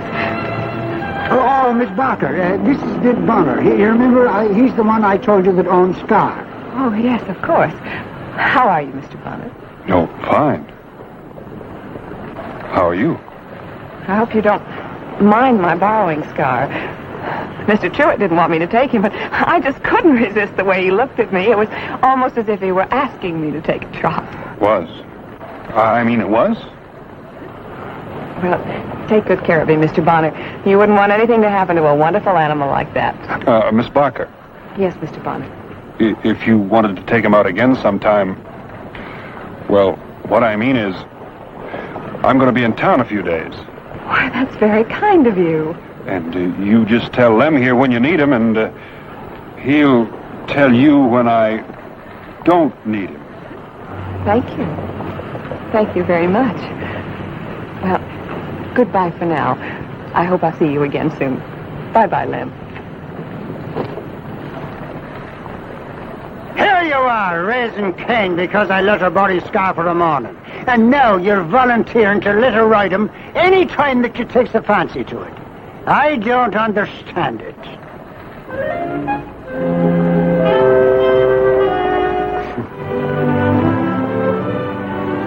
You know something?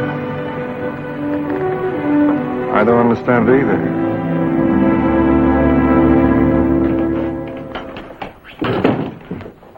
Hi there, Jesse.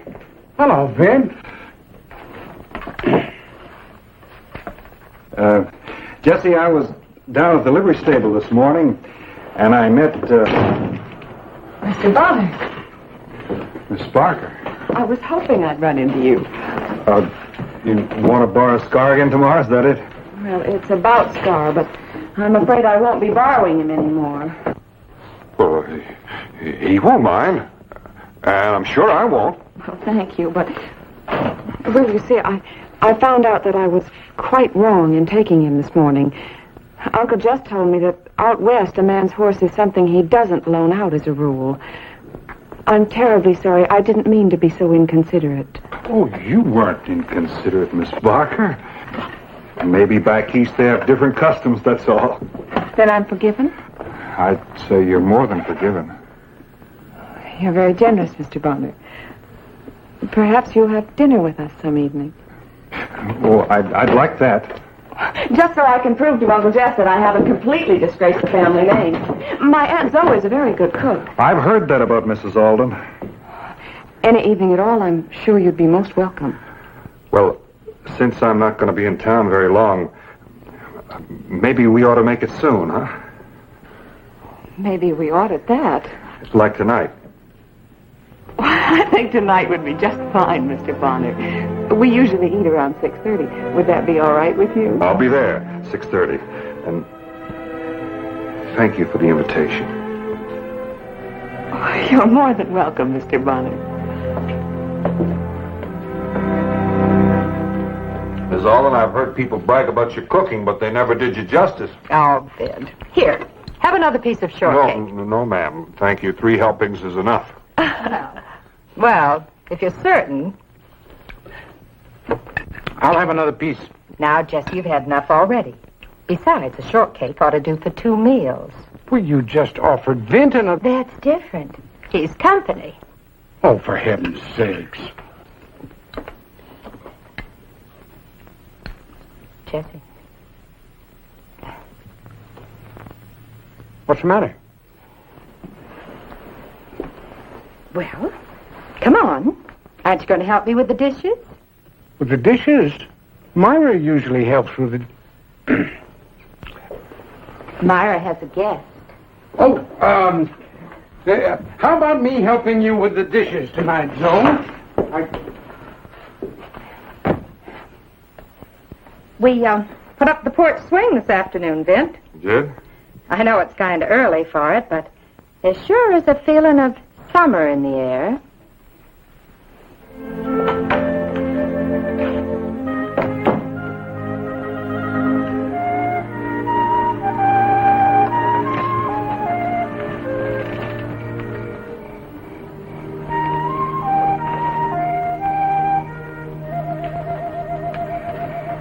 Nice evening, isn't it? Nice.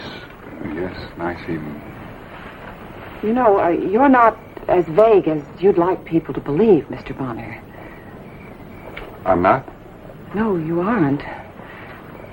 You know perfectly well that Aunt Zoe has been throwing me at you all evening.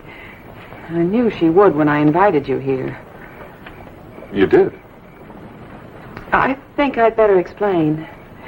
You see, I'm sort of a disappointment to Aunt Zoe. She's been doing everything in her power to marry me off, but so far she hasn't had much luck. Well, the young men she's introduced me to have all been very nice and very pleasant, but... Well, the truth is, I don't want to get married.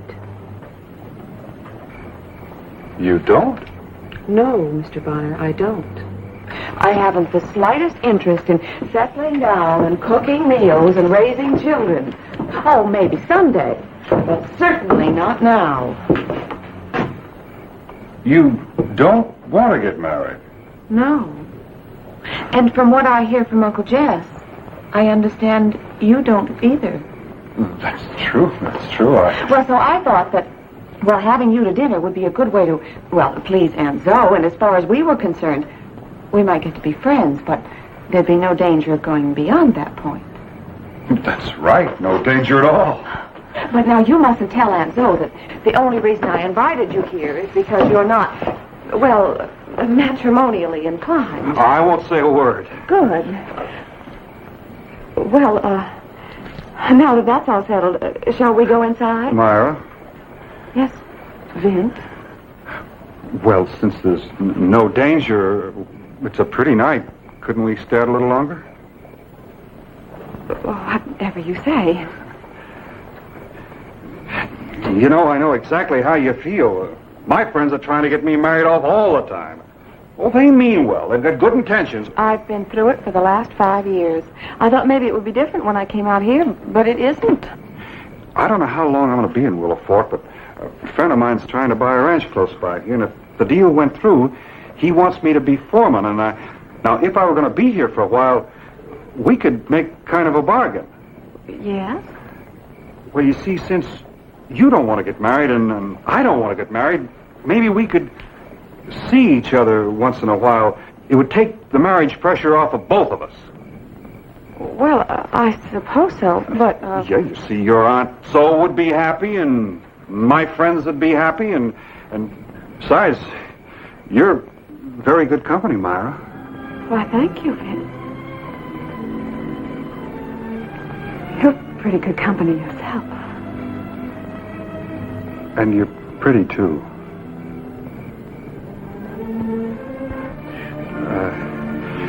Then, of course, when there's a church social or something, why, we could go together. And then when there's a hayride, why, we could have some fun together. And well, I'll talk to you about it. Good night, Myra. Good night, Vince.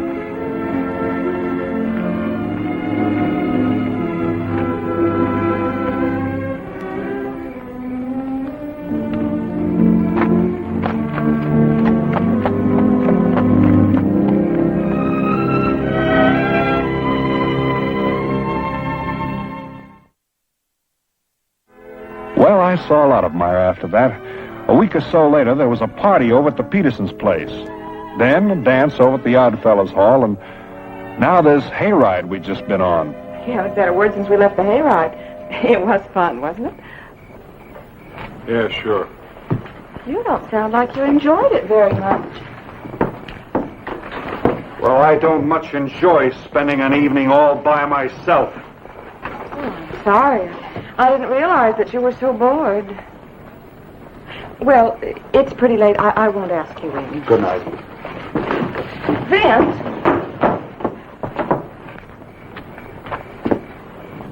Now, what's wrong? You're cross as an old bear. Well, I don't see why you had to spend the whole evening talking with that Morgan fella. Morgan? Yeah, giggling and carrying on. What was so gol darn funny anyway? I don't know. Ed Morgan can be very amusing. Oh, sure, he's funny as a crutch. I took you to the hayride. He didn't. If he wants a girl, let him bring one of his own. Now, just a minute, Vic Just Bonner. a minute, what? We have an understanding, remember? The only reason we see each other is because it's convenient. Why, we're not going together or anything remotely resembling that. Why, we're not even interested in each other romantically. How do you know we're not interested in each other? How do you know I don't want to marry you?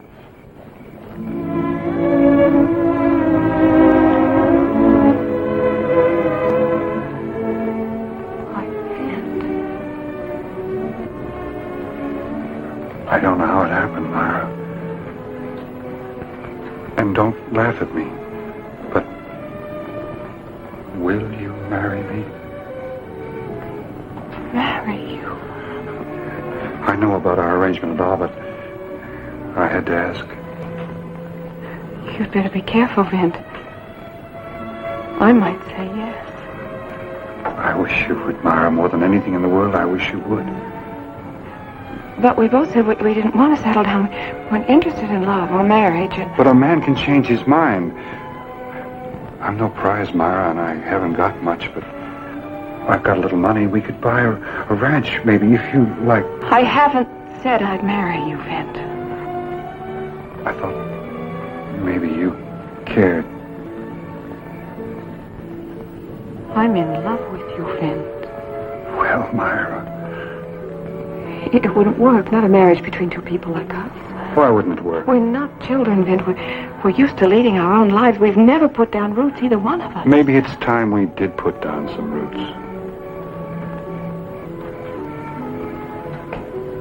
I've got to think it over.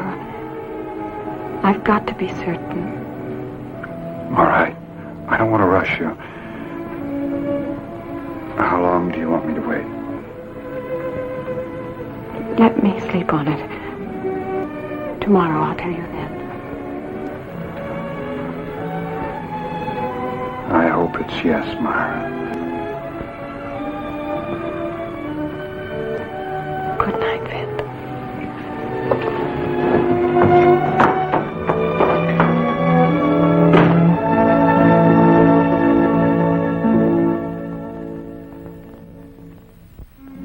Well, I've put in some long days in my life, but that next one was about the longest I ever spent. Every once in a while, I'd start thinking that it just couldn't be, that I'd actually asked a girl to marry me. And then I'd think of Myra, and I could almost see her in front of my eyes, and all of a sudden it seemed like asking her to be my wife was the most sensible thing I'd ever done. Hello, Myra. You're early, Vint. I guess I am a little. I was afraid maybe you'd be late, or maybe you wouldn't come at all once you'd had a chance to think things over. Well, I didn't have anything to think about. Well, Myra?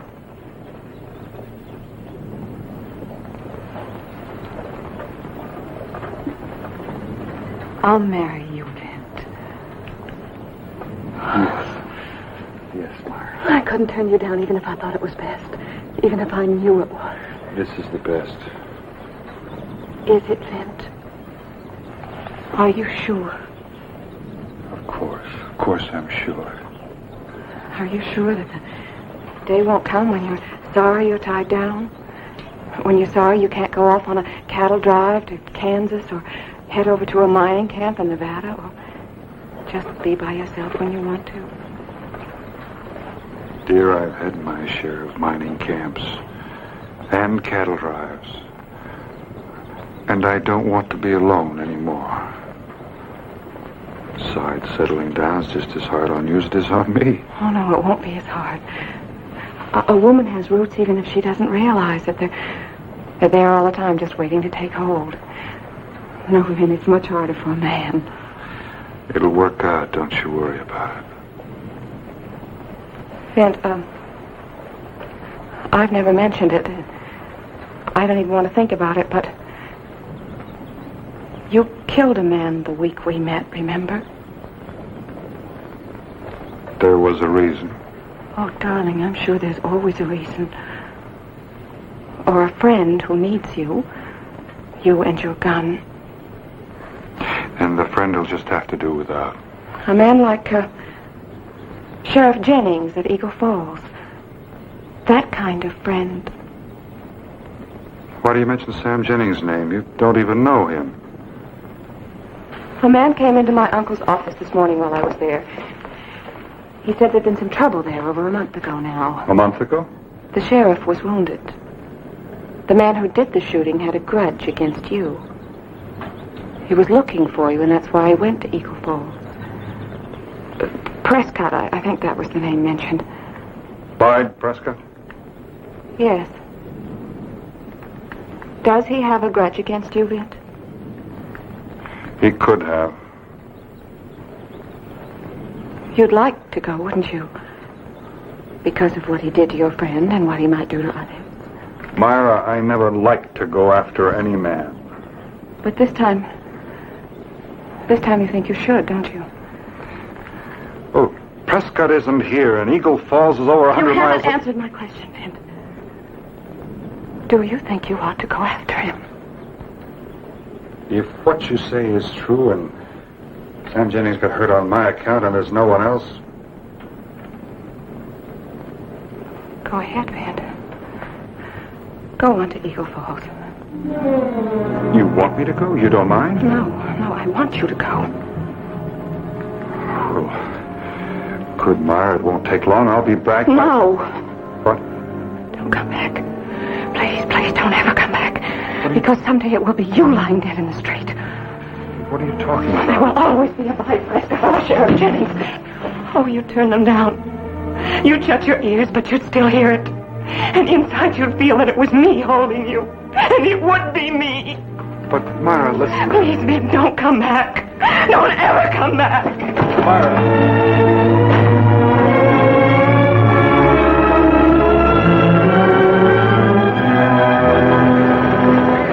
Ben, hold up a minute, will you?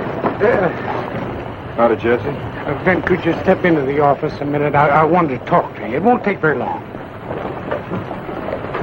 All right.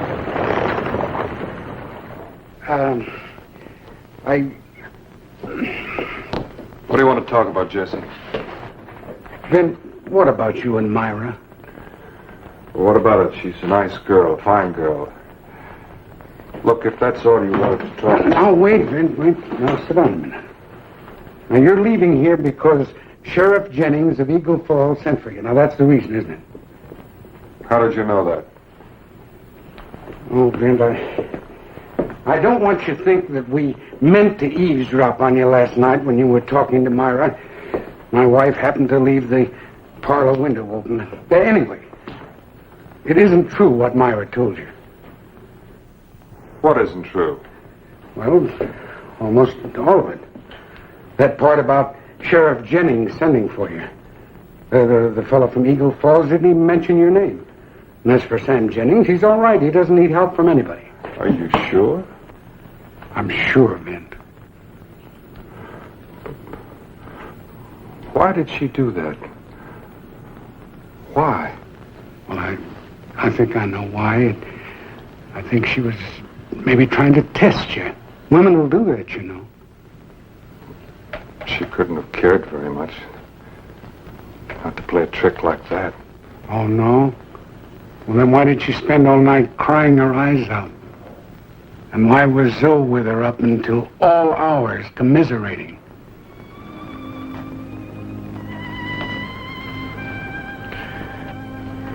Thanks, Jesse. Well, didn't you're not leaving Willowport? No, I'm leaving. But if you love her and she loves you... Jesse, it's enough that she cried over me for one night. You know, I remember when I was a little kid. My father was a lot like me. Always traveling, looking for a new job, a new frontier. He loved my mother. Loved her a lot. She loved him too. But she spent lots of nights crying her heart out. And I remember.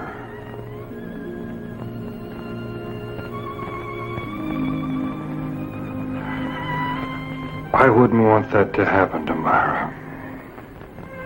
But then, some of these days, maybe you'll change.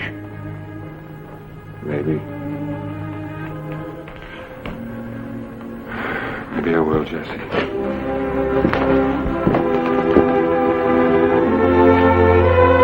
I've heard it said that all men kill that which they love, and their chance of getting it. What do you think about that?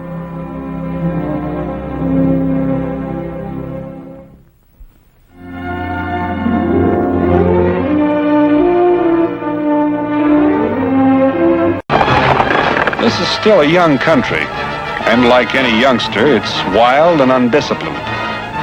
There are a lot of ways to make a living. Right ways and wrong ways. They all have one thing in common. They're dangerous. Take a stagecoach driver, for instance. It's an honest way to make a living, but it's not safe. Kind of hard to say what makes a man pick a profession. There's the gambler. It's not what you'd call a safe line of work either, because his life expectancy isn't very long. Then I knew a fellow once who drove a dynamite wagon. I knew him a very short time. Some people are horse thieves by profession. Out here, they just don't live long at all. I guess it all goes to show you that a man's going to be what he's got to be. Sometimes it doesn't make any rhyme or reason, but there it is. I had an old friend, Doc Kemmer, who was kind of a combination con man, bootlegger, and witch doctor, which wasn't the safest profession, but He'd grown to be a pretty old man, and because of his good nature, was regarded with affection by the people to whom he peddled his cure-all. I ran into him every year or two. And as I pulled up into Prairie City that fall, there he was again. This here bottle is guaranteed to cure every ill that flesh you there too. And if used around the house, it'll rid your household of every pest from cockroaches, bed bugs, flies, fleas, and poor relations. And furthermore, my friends, for them that's left-handed, I got a special left-handed bottle here, you see? It pours equally well. Left hand, or the right hand. Now, this here bottle, I'm just about to offer you. I ain't asking you $5 for it. I ain't asking you for... hello there, Vint. yeah, folks, you all know Vint Bonner. Just a few years ago, he was so measly, so skinny, so porky, you had to look at him twice in order to see him once. But look at him now. Look at him now. As tall as a pine tree, as tough as an oak, and as agile as an antelope. Oh, that does it. And do you know, ladies and gentlemen, to what he owes this here personal pulchritude? Not that belly wash you're peddling. Oh, hello there, Doc. Yeah, have you come for your free bottle? There you are, Doc. That, my friends, is what you call professional courtesy. You look like you ought to have some sense. Sometimes I wonder. Paying good money for slop like this that couldn't cure a dog of last year's fleas. Then I figured better from you. You know what you're buying? You got any idea? Cheap alcohol and coloring matter mixed with fast talk. Now listen to me, Doc. Anybody needs a drink that bad, I'll be glad to buy him one. I'd be glad to take you up on that. Anybody but you. Temper. That, my friends, comes from too much liver bile poured into the bloodstream. But here's the thing that'll stop it. Just one bottle of old Doc Kemmer's miracle cure. Now, today I'm offering you a special buy. I ain't asking you $5 for this. It's worth 10. I ain't asking you 5, I ain't asking you 4, 3, 2. I'm asking you one measly silver dollar. That's all I'm asking. Step up, folks, step up. I got plenty for all. I tell you, as a special sale today, I'm going to knock the price down to 6 bits. 4 bits. 2 bits. First man that steps up can get a bottle free. I got...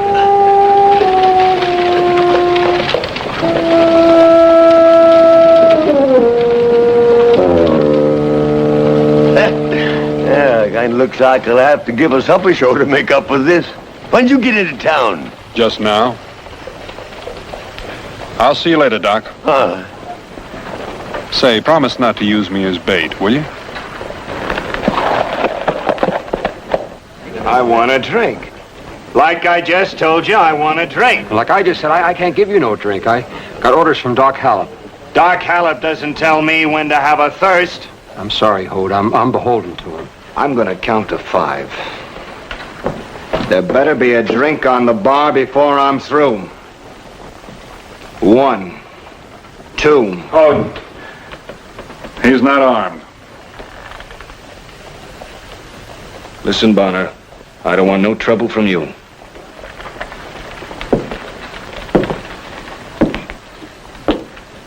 Looks like he feels the same way about you.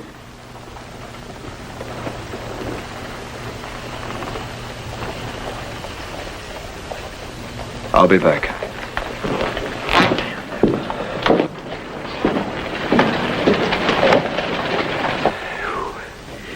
Well, looks like I owe you a beer. Well, if you paid me, you wouldn't know me.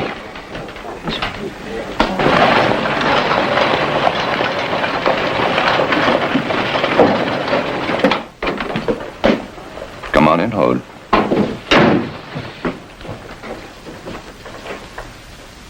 I know you tried to buy a drink. A man's got some rights. Doctor's got duties. You got a duty to tell the truth. I told you the truth. I told you this morning. There ain't nothing wrong with me. Look at them hands. There ain't a man in town I can't break in two. You won't do any more fighting, Hode. You're tricking me. On account of Amy. My sister's got nothing to do with this. You've been trying to keep us apart. You packed her off to New Orleans. We've got family there. They wanted to see her. Hode, it's just possible I could be wrong. But you don't have to take my word for it. You could see some doctors in St. Louis. St. Louis? that'd suit you just fine. To get me out of town before Amy gets back. All right, then. Stay. Half alive, half dead like you're making me out? No, sir.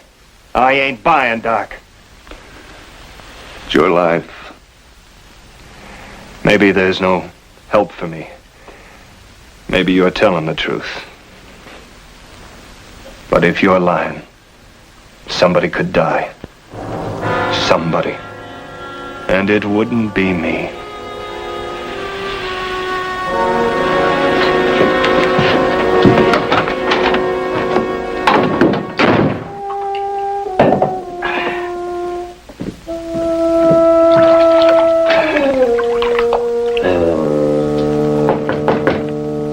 Who is it? It's Vin Bonner. Oh, come in, Vin. Come in. Make yourself at home.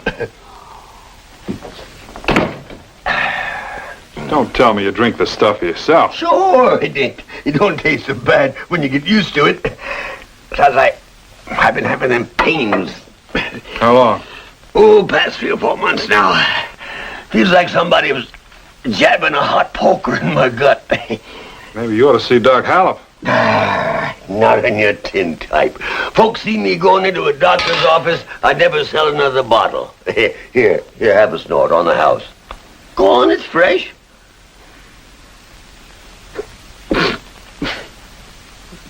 I could make a cold water man out of me. Besides, you and I both know it's belly wash, just like the doc said. All it is alcohol and coloring. And what's that you're putting in? Yeah, that's just quinine. That's to make it taste bitter. Here's the funny thing. Folks ain't got no faith in a remedy less than it tastes bad. All right. That's one of the first things you learn in the druggist trade. Next, you're going to tell me that you used to be a druggist. Sure I was. Had my own store back in Illinois, right on the main street, right in the middle of town. Was doing the fine business. Had a good reputation myself, too. And suddenly, you make a mistake. Just one mistake. That's all. Didn't you ever think of starting over again? In a town like this? Doc Hallop could use a man like you. Yeah, I'm doing all right. I don't need Doc Hallop. Maybe he needs you. The other folks needs me more. Oh, come now, Doc. You know and I know that you are a fake. Fake? What are you talking about, fake? You got any idea how many folks this here stuff helps? Folks that think they're sick and they ain't, this here makes them feel fine. Then there's folks that doctors give up for lost. This here stuff gives them hope. And Vint, without hope, a man might just as well be dead. Oh, sure. And then there are the folks who just like to get soused respectable. Sure. You take like fellas that don't dast go near a saloon because their wives don't hold with drinking liquor. You got any idea how many families this here stuff holds together?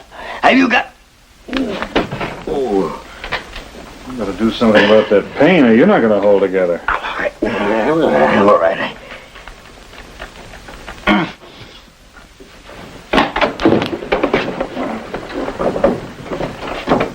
Expecting someone, Doc? You never know. Won't say I was expecting you after the way I cussed you out. You're glad you dropped in. Vint, I'm sorry I had to tie into you. Nothing personal. Oh, I'm taken. It just surprised me to see you with that old goat. Oh, you mean the doc? Don't call him that in this office. Faker, charlatan, liar, cheat. Call him anything you want, but don't call him doctor. All right, Doc. I won't call the doc. Sorry. Nothing to joke about. Man's dangerous. I'd sooner see smallpox in town. It's good to see you all in one piece. How do you do it, Vin? Oh, I manage. Of course, once in a while I run into some trouble. Say, Doctor, what does it mean if you've got a pain down low, about here? What kind of pain? Oh, sharp, tearing. Well, like something's pulling the hinges loose. How often? Every few minutes. Well, it could be almost anything. Obstruction, tumor, inflamed appendix. Serious? Coming like that. Severe and frequent. Yes, I would guess it was serious. But you don't look too sick. No, it's not me. better tell your friend to come in. I already have. Oh, thanks. How much do I owe you? Say, $2 million? Huh? Maybe you can do me a favor sometime. Maybe I can now. I just came from the saloon. You mean Hode? Yeah, he's mad, real mad. Thinks you're being real rough on him. I know what I'm doing. Doesn't sound like you, though. Just one drink now He and won't again. stop with one. He never does. To get himself drunk and go roaring around, I can't let him vent. He's sick. Bad? Real bad. His heart. Oh. Well, thanks again. Here, I've got money to buy. Well, are you going to sell it to me or not? Sure, I'm going to sell it to you. Ain't nobody never had to make me sell nothing. How many bottles you want? 3. 3, all right. Here you are. Cash on the barrelhead, young fella. Right on the barrelhead. Yep, you can come up with 6 bits more. This here is $1.25 after office hours. There you are. There. You're sure this stuff will do what you say? Sure, I'm sure. I've been using it myself for 20 years. Never had nary ache nor pain. You ain't tricking me. You give me your word. Look here, it's written right here on the bottle. See that? It says it tones up the liver, aids digestion, enriches the blood, fortifies the heart, and regulates the bile. A secret formula handed down through generations of Indian medicine men. What? And I don't guess I left out nothing vital. Hode? I'm sorry about what happened in the saloon. It actually wasn't any of my business. Yeah.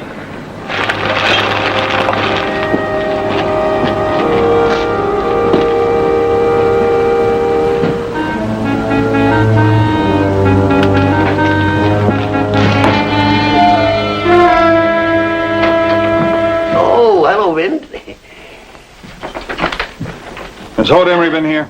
Oh, Hode Emery? You know who I mean, the fellow in the crowd that the doc straightened out. Has he been here? Well, let me see now. Did you sell him anything? Huh? Well, you know, now that you mentioned Look, it... answer me. What? Did you sell him any of that hogwash of yours, and if so, how many bottles? I only sold him 3 bottles. I didn't cheat him or nothing. I just charged him the regular price. What's all the fuss about? He's liable to get himself drunk. Well, he's a grown man, ain't he? He's sick. If he gets drunk, he might die. If he dies, you're in trouble.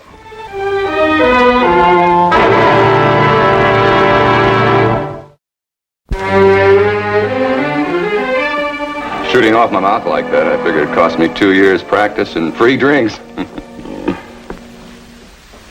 Where's everybody, Jake? You're not talking much today. Where is everybody? Oh, I hear they got a game going. Oh, where? Hode Emery's store. Is Hode playing? Well, is he? Doc, he's mean. Now, you stay clear of him.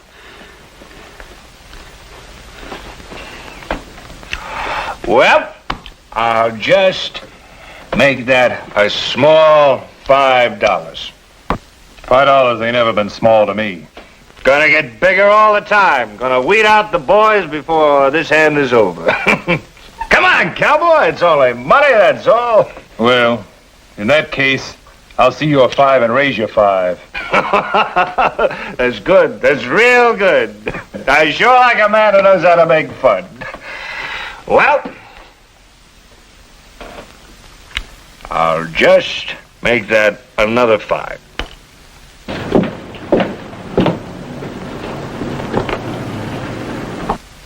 We'll have them run for the tall grass.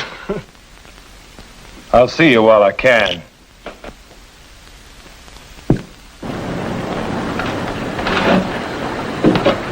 Cards. 2.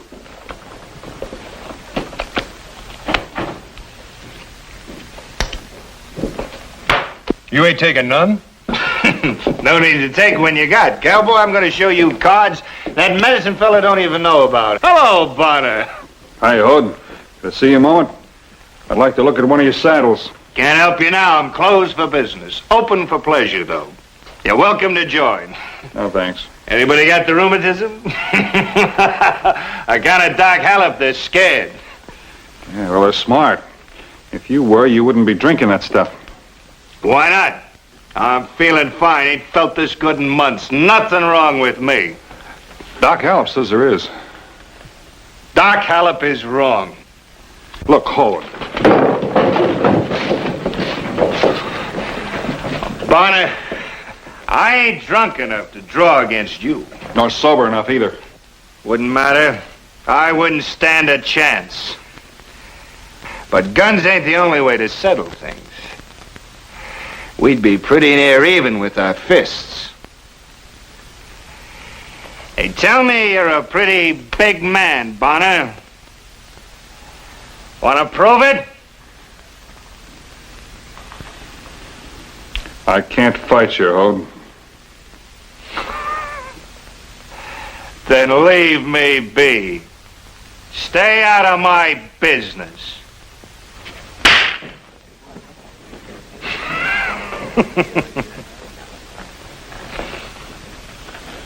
What do you got? 3 trays.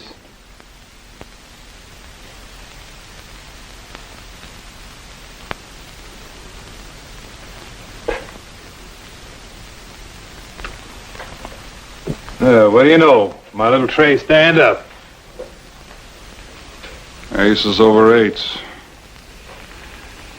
Dead man's hand.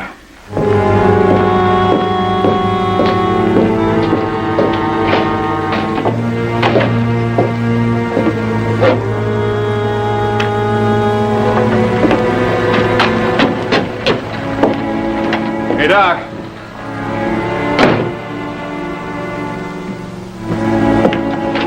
Doc?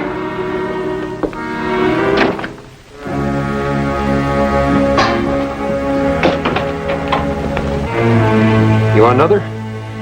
No. But it might do you some good. Look, you gotta stop worrying yourself about Hode. There's only so much a man can do. Doc Keller.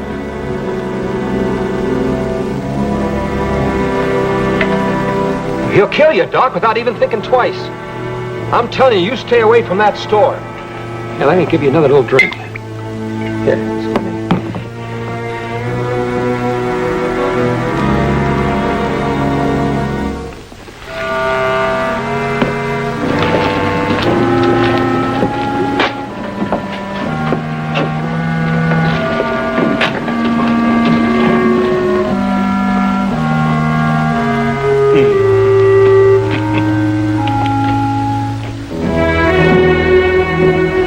Tell him, Doc. I'll bet I can't. You've got to. It's an emergency. He could kill himself. I didn't know that stuff was poison to him. Doctor? Come on. Put that bottle down. You heard what I said? Well, I heard you fine, Doc. I heard you fine. Are you aiming to charge me for this visit, Doc? Any case, you saved me some trouble. I'd have come after you. You're talking out of the bottle, Hode. You told me I didn't have a chance. You said there wasn't anything could help. There isn't. Well, this stuff's doing pretty good. I feel fine. You lied to me, Doc. That's not true. You tried to make a half a man out of me. Couldn't do a whole day's work. Couldn't buy a drink. Couldn't support a wife. Tell him why, Doc. Because you can't. Because you were scared I'd marry your sister. Because you don't think I'm good enough for her. I don't think you're right for her or for yourself. Not until you stop injuring yourself all the time with that stuff. I'm not tricking you, Hode. Every drop you drink. You're lying! I told you what had happened. Did you lie to me? He ain't lying. He ain't lying. He's Put just the trying gun to away, help Hode. you. All right, Doc, tell him what's in the bottle. Oh, Ben, don't make me. Doc, tell him what's in the bottles. Ben, I can't. It's a secret formula. It took me years to build it up. If he ain't happy, I'll give him back his money. You can't give him back his life. Now tell him. Well, it's mostly just alcohol and water and little vegetable coloring, you know. And then some quinine to give it a bad taste. That's all? That's all, yeah. I was feeling so right. I was so sure. You gave me your word. You promised. You said it would help. I wasn't intentioning to hurt nobody. You lied! You lied!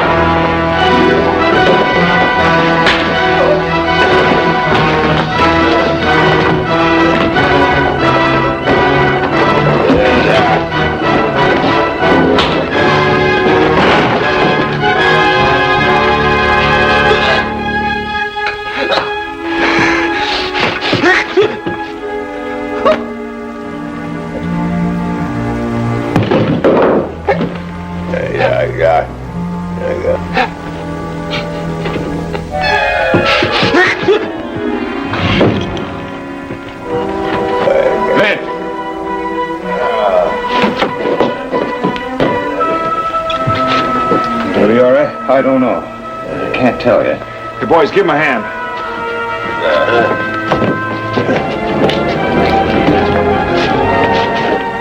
All that homemade rot good had been drinking, I hardly had to use any chloroform. Well, tell him when he comes to.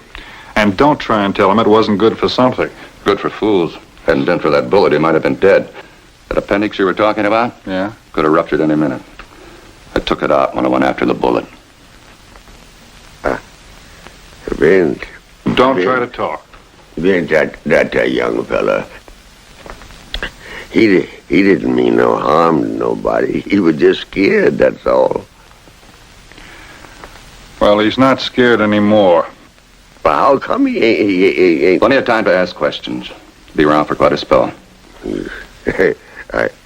I might have known once you got me down, you'd keep me down. Well, you won't be down for long, and while you're getting better, you can assist the doctor here. I don't know nothing about doctrine. Just so you admit it. I'll get some rest. We'll talk about it tomorrow. Yeah, looky here. Doc, I ain't got no business no more, you know. I'm not going to pay for this share. What's this here thing going to cost? Nothing. Nothing? It's what you call professional courtesy. Yeah. Last I heard of Doc Kemmer, he'd turned honest. He'd become a legitimate pharmacist. Of course, he still mixed his own private brew. Couldn't stand bar whiskey. He missed that quinine taste.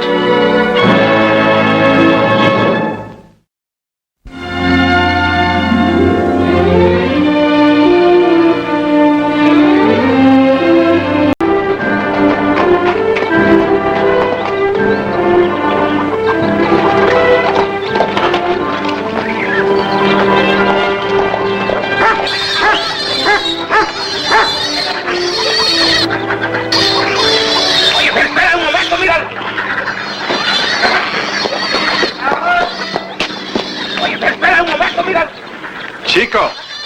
Senor Boner. ¡Ayúdame a agarrar este cuerpo, condenado! ¡Espérate! ¿A dónde vas?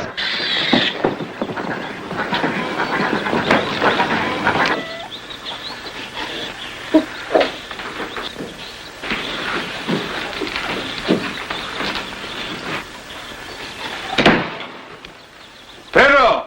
Chico. Sí, señor. Shut that pig up. Shut him up, will you? What kind of a ruckus is this at a time like this? I got your wire a day late. What does the doctor say about Brimstone? Sí, señor. You got here, and Pedro's very busy. Pedro got to go. What do you touch? Pedro, come back here! Chico!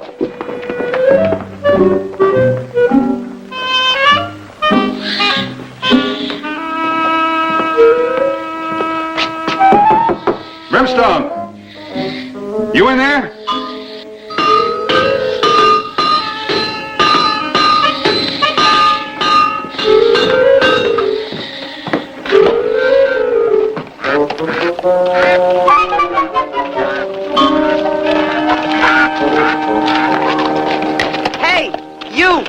Tanner. Yes, ma'am?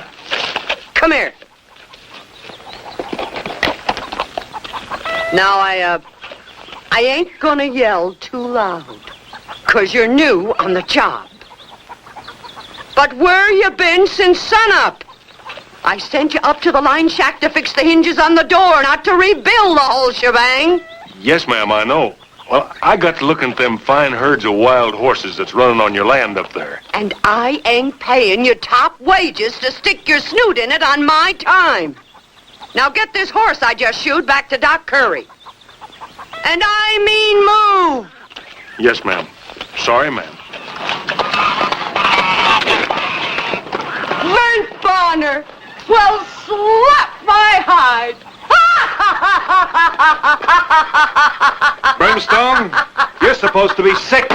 You're supposed to be dying. Oh, you fell for it, you big jackass. I know as sure as God made little apples, I'd have to think of something good to get you back here. And you ain't sick, and you ain't dying. No, and shut up. I got my reasons. Well, you should have known I'm healthy as a horse. I can't even get sick. Would you mind telling me what that's got to do with pulling me off of a good job in the middle of Roundup? Because I'm hiring you for a job that'll pay 3 times your Roundup pay and expenses. Now, come on, and I'll... 3 times my... You can't give me all that money for what? Would you get in there and wet your whistle and cool off? This is different, and I can't trust nobody but you. Now, come on, get in there. Come on. You've got a grandson, 12 years old, in school in Boston? Stop looking like that's a freak of nature. Even a lady blacksmith can have a grandson. I didn't mean anything, Brimstone. Before Buckshot died, I promised him if our kid ever had any of her own, I'd do right by him if I had to hock my boots. No offense intended, Brimstone. I remember about your daughter dying. And her husband a year later. But you didn't know about him killing himself when his kid was a year old. Because he couldn't handle getting poor. What's wrong with Sylvester Cromwell III getting the chance to be a gent like his old man? Education, the works. Nothing, Brimstone. I only thought that... You ain't got time to think. You gotta be in Santa Fe in 2 days to meet that kid Strange. Santa Fe's 80 miles away. What are you talking about, 2 days? 2 days. Now come on out to the wash house and get a bath. It'll wake you up. Now that Doc Curry talked me into bringing the kid here, we're gonna be on schedule. Now come on. What's Doc Curry got to do with me? Why doesn't he meet the train in 2 days? Because he's too blasted old to chase trains. Now get! I'll tell you all about it when I scrub your back.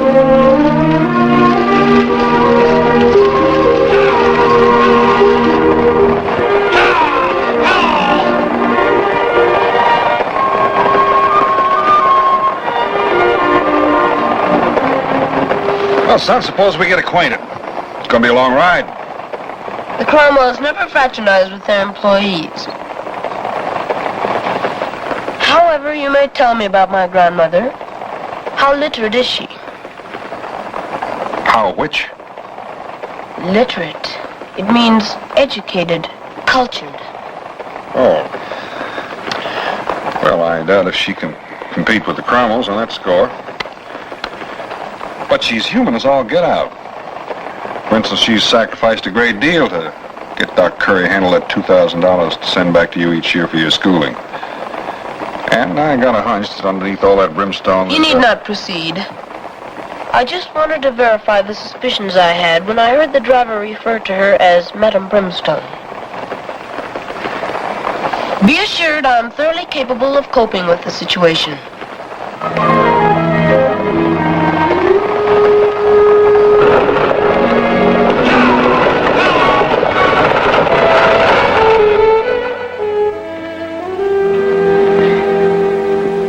Well, my dear, we have succeeded admirably in duplicating my room at Oxford when I was a boy.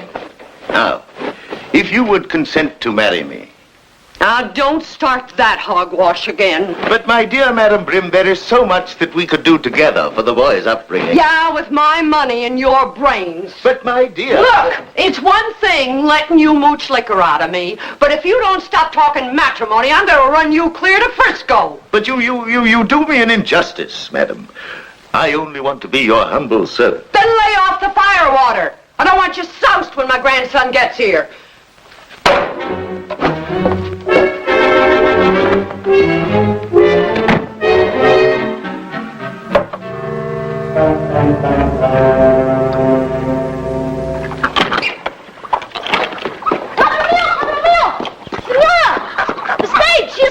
Senor Bonner and the muchacho. Oh, Chico. Pedro, come on, we got company. Tanner. Get over to town and round up Doc Curry and the Englishman. And if Cedric's soused again, get Doc to sober him up.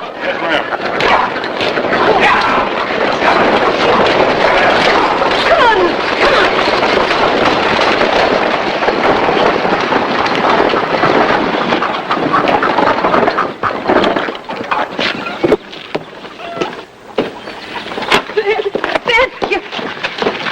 Pedro, get these things, will you? Brim, I want to talk to you about, Oh, Vinny's beautiful. Just beautiful. Slap my eye. You have the stench of a stable. You live in a pig pen. Let me go, you big bully! Let me go! You ignorant barbarian!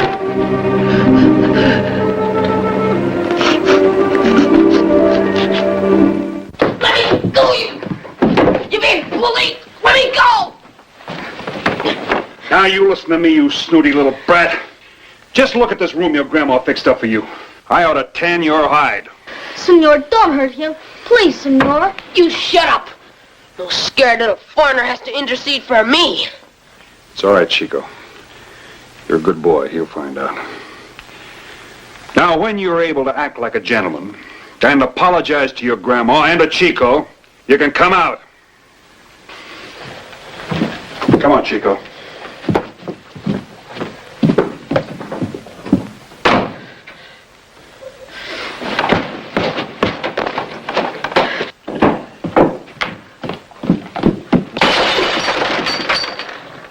Pedro, where's Brimstone? She's out back, senor.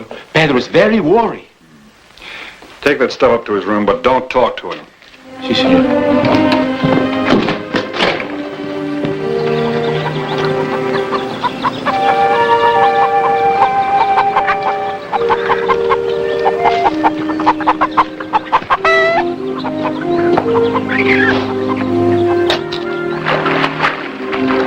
Brimstone, you in there? Anything wrong? Anything wrong with taking a bath? No. Need any help? No! And lay off that kid. I'll handle him. I got another job for you. Now look, Brimstone, you know I got a job up north. Get saddled up. You're trotting over to Phoenix to hire me a blacksmith. A man blacksmith.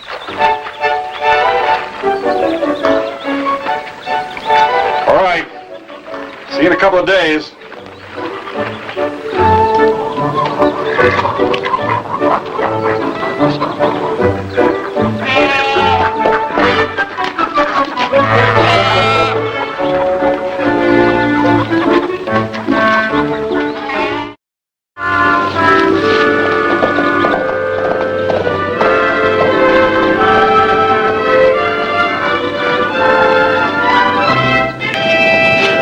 When I got back a day later, I figured the place had undergone a renovating that even smelled good. Not a pig or a hen in sight. Only thing I didn't like was the way that two-bit Englishman was still hanging around. Ah, welcome back, Mr. Bonner. I should have thought Scotland Yard would have caught up with you by now. Really, Bonner? It's refreshing the way you Westerners josh a fellow. Yes. I was just studying Master Sylvester's thesis on the Darwin theory of evolution. That figures. He's a genius. His brilliance amazing. Well, if you'll excuse me, I'll conclude my study at the boy's desk.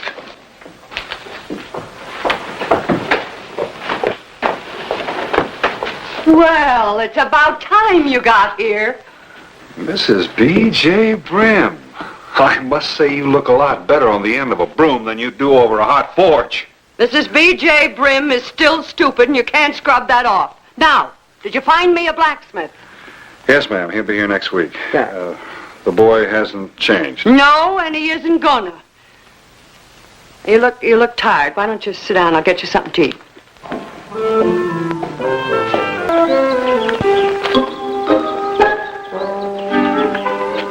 May I try? Chico is a pretty good fighter, too. His Indian friends over at the reservation teach him.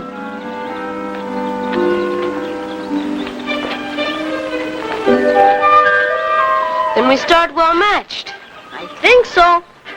Only the meetings might make the difference. Nonsense. You'll get used to them. All good fighters do. If you win, I'll give you my gold medal. I was the champion at Haddon Hall. That one pinned on your robe, amigo? Yes. If you win. Now get over there and we'll start. Where, amigo? Where do I stand? Right over here. Did he apologize? Oh, he acted like they were yanking all his molars out, but he did. Ain't his fault. I even tried to bribe him. How? I'd told him that I'd make him richer than the Cromwells ever was. That someday he'd get all this land, the whole works. Besides the 25,000 cash that I piled up. I even showed him my hiding place for it. Know what he said? He popped off I'd be a lot smarter to keep it in the bank. Cooked my goose. He's got a point. And Brim, you're not the first person in the world to try and buy someone else's love. He's smart enough to know that. Yeah. He hasn't talked to me since. He don't talk to nobody but the Englishman. That's why you're going to take him out of here on the first stage tomorrow. I'm sorry. Where's the boy now? Oh, he's out there fooling around with that boxing business. Look, maybe he just enjoys being top gun around here. What that boy needs is a little whittling down to size. Let me try. Hey, don't you go to whittling too hard or I'll come out there and skin your hide.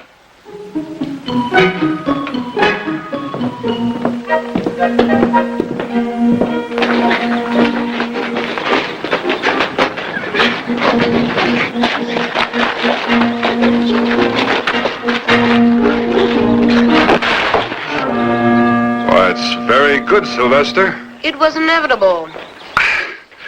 Well, after an exhibition of your style, how about a sporting comparison with Chico's frontier style? Seems only fair. Si, senor. Chico is ready. You wouldn't be scared, would you? Certainly not. It's a scientific fact that a superior intelligence can triumph over anything. How do we proceed? Well, since we don't have a bell, I'll just get off a shot for between rounds, and you ready, Chico? Si, senor. Oh, do I get the gold medal if I win? I don't know. Does he get the gold medal? Certainly. I'm not a welcher. Chico, you get the medal. Now, back off. Everybody ready?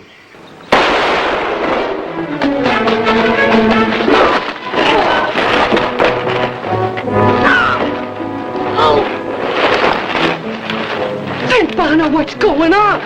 Just don't let him alone. Let the whittling take its course.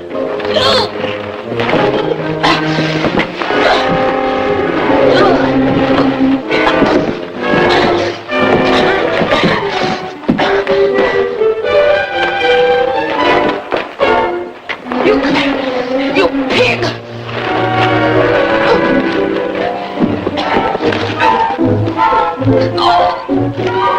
Get up, amigo, or I win now. I'll kill you, you ignorant pig! After me, I win. Sí, mi muchacho. Do I get the medal now, senor? Well, Chico, I guess you do. Senor Chico Alvarez, it gives me great honor to give you the Gold Medal Award for Haddon Hall. Let me go! I'm no baby. Barbarians. Savages. I hate all of you. You can keep your land and your money. I don't want you for my grandmother.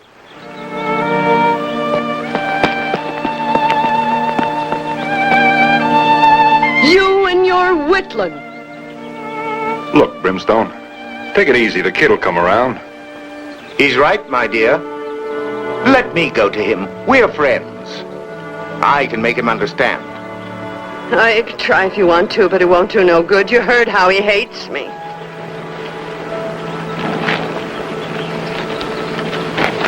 Tomorrow morning, you're going to be on that stage with that boy. Brimstone, are you sure you can trust Maybury?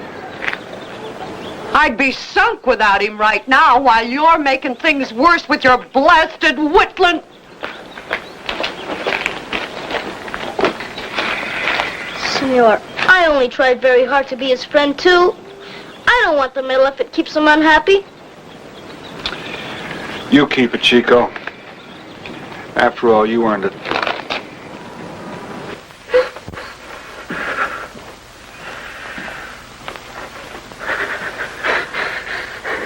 Ah, Sylvester, my boy, I know how you feel.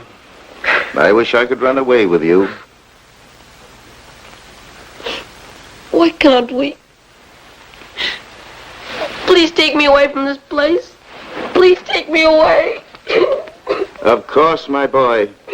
We'll go away tonight when everyone's asleep. But we must be very, very cautious.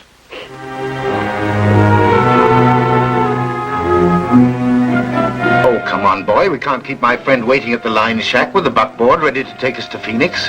Hurry up with your bag. All right, sir.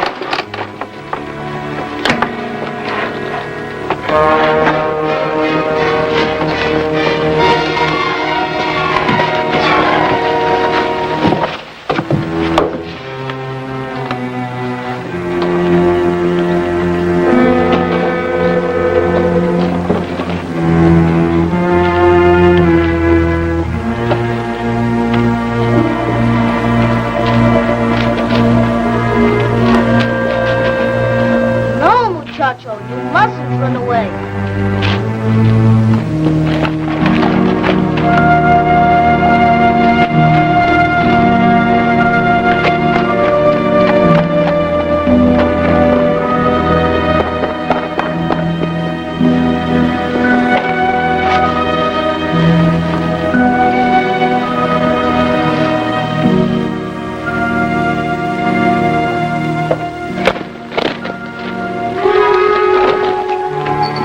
Where's the buckboard?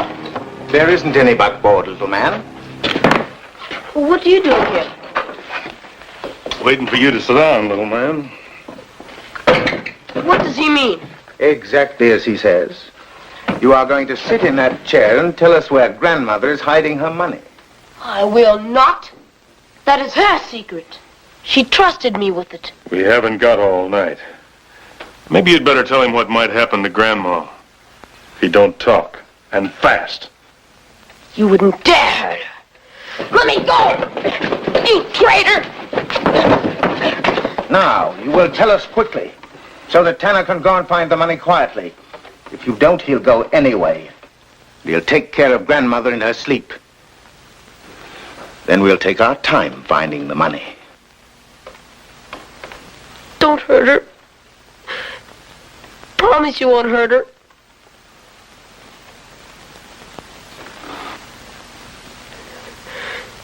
It's under the floor of the wash house. Behind the bathtub. I'll be back pronto. We'll head for the border. Now, let this be a lesson to you, little man. Never trust your co-conspirator out of your sight, especially when there's a lot of money.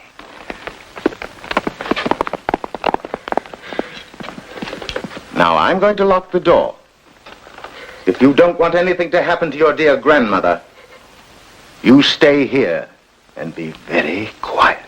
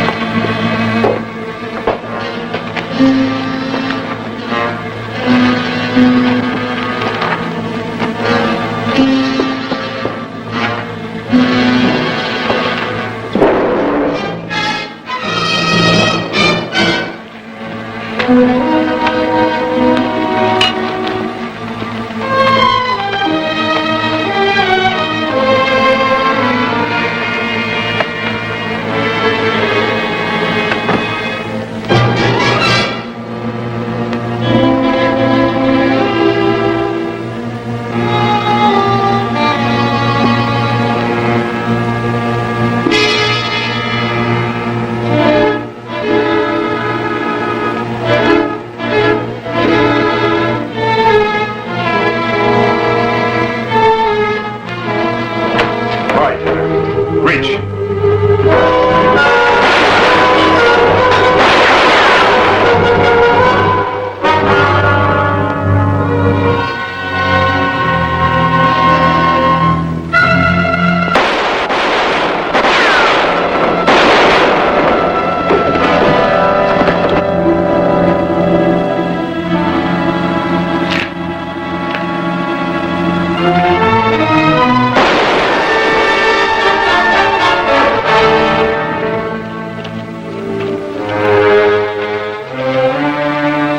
Senora, the muchacho loves you. He does, Senora. The muchacho loves you. Chico, start over and slower. He had to tell them where your money was, because he said they would kill you and find out anyway. I saw through the window, Senora. He tried to keep your secret because he said you trusted him. Girl, don't cry. Oh, look at you. How are you? Are you all right? You're all dirty. Your clothes. Well, Grandma, I reckon I like it.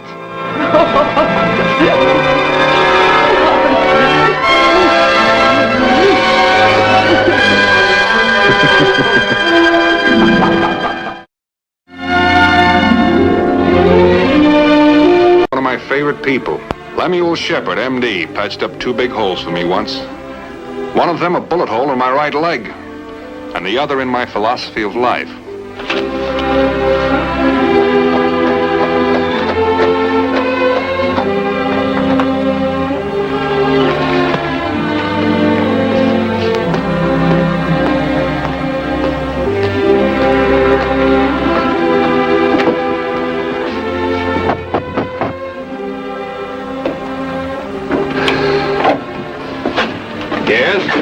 Doc Shepard? Why, Vince. Vince Bonner, you old scallywag. Where'd you come from? Come right in this house. Why, am I glad to see you. Let me look at you. Ah, you look good, boy. You put on some years, 5, 10, how many? Well, I don't know exactly. It doesn't matter. Say, you hungry, huh? Well, I could eat something. That's a foolish question to ask. Now sit down, I'll fix you something to eat. Oh, wait a minute. How's the leg? Oh, it's been all right, hasn't it? Come on, get the boot off. Let me see it. All right, Doc, but I tell you, it's perfectly all right. I didn't do you any favor, son. What do you mean? It's a bad scar, clumsy surgery. You shouldn't be able to see that at all. Look, it's all right. It never bothered me at all. As good as new. Well, I see what I've got to eat. I ain't got much. People around here are peaceful and prosperous now. They pay in cash. You know, I miss that beef and pork and the grub I used to get paid with.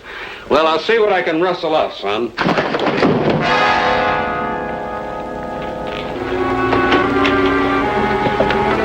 What is it?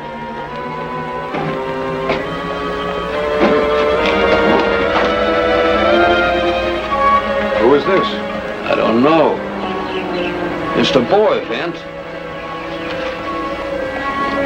He's had a terrible beating. Someone just drop him here? Wait, Vince. I'll need your help. I gotta get him inside. He might be hurt bad. If anything's broken, I don't want to compound it. It's a wonder he's still alive. Couldn't he have fallen down a bank or off a cliff or a horse or something? Then I've been treating kids for accidents like that for 30 years. No, siree. This boy was beaten. What kind of person would beat a boy like this? I don't know.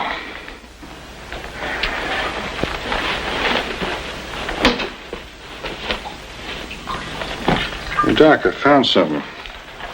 Looks like one of those skip rocks we used when we were kids. Got some names on it. What names? Mark and Luke. Mark and Luke? Where'd you get it? In his pants pocket. I wonder one of these is his name. M.A. What's that mean? Could be Ma for mother. We better get the sheriff. This boy could be hurt bad internally. Where'd I most likely find him now? Check the saloon. If he isn't there, someone will know where he is.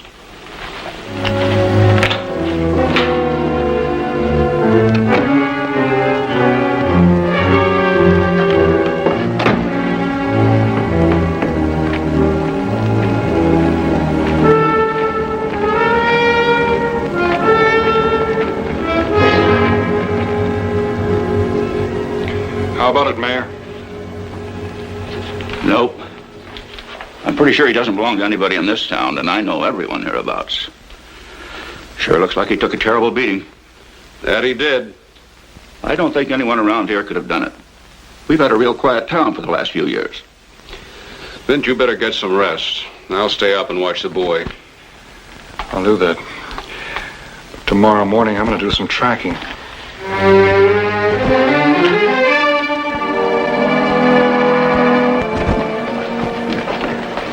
Find out anything? Not much. Few hoof prints. Anyone recognize the boy? No. Like I said, he's not from hereabouts. I see. Any change in him? He's got his eyes open. You mean he's conscious? No, I wouldn't say that. He just stares, almost as though he's in a coma.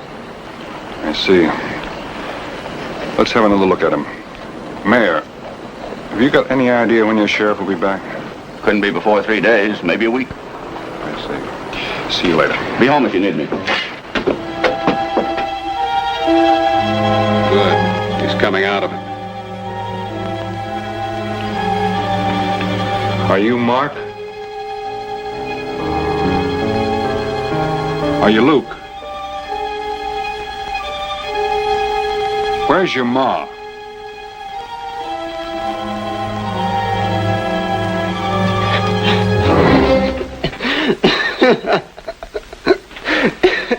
I wish we was all dead. All right. All right now.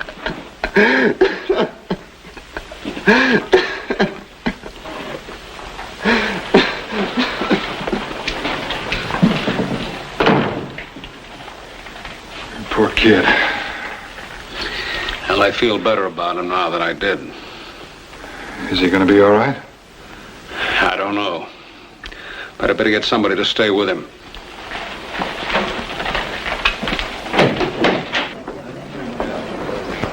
How is he, Doc? He's better. He'll be all right. Could he tell you anything? We didn't try to talk to him much, but we will. We'll find out. Frank, would you ride over to the Widow Crawford's ranch and ask her to come and sit with the boy for a spell? Yeah, and if any of the ranch folks come to town, send them over here. I want them to have a look at this youngster. I'm going downtown to talk to the mayor. Looks to me like this town needs a lawman. If I say my words just right, maybe he'll deputize me. I'd sure like to get my hands on the man that did this. If I don't get a nap, I won't be no hootin' good for anything. I'll see you later.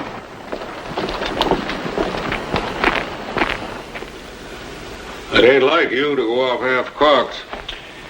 Look, Lem, I know I'm not the smartest man in the world, and this is probably none of my business.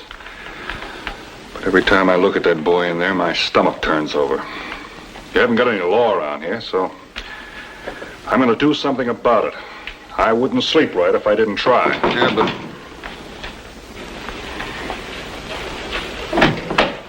Yes? You been Bonner? I'm Vin Bonner. I'm Eli Edwards. I do some mining. I hear you have a boy here all beat up and hurt. You heard right. He's going to be all right? Probably, but it'll take a long time. He took an awful walloping. You know anything about it? No, but I've seen a real strange rig. Real strange. Where? Oh, about 6 miles out. By Crickeshaw Creek Ford. Looked like a hearse instead of a wagon. What makes you think it had anything to do with the boy? Oh, I don't know. It was a real strange rig. I thought I heard a voice, too, singing hymn-like music. Then it stopped. I got kind of curious. So after I ate, it was dark, except for the moonlight. I thought I'd stretch my leg a bit. So I walked over toward the camp, and I got a little close. I couldn't see nobody around. You know, my eyes are not so good. So I got a little closer. And I could see some writing on the wagon. It said, vengeance is mine, saith the Lord.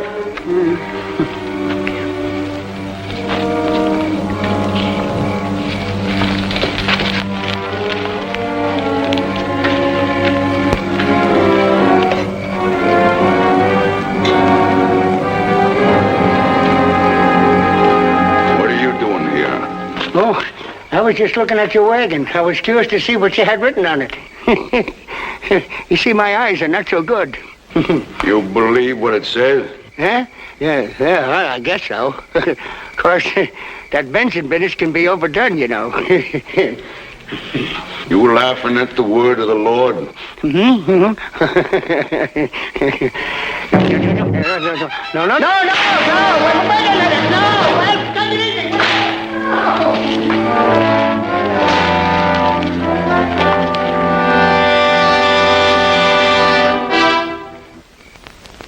I got back to my camp as fast as I could. If he'd have hit me with that whip of his, he'd have cut me half in two. I don't mind telling you, I ain't never been so scared in all my life. He must have got out in the middle of the night. 'Cause the next morning, I looked around. Did you see anything?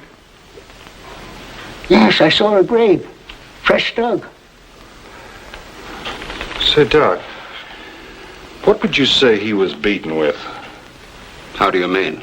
I mean, a stick or a fist? Oh, I see what you're driving at.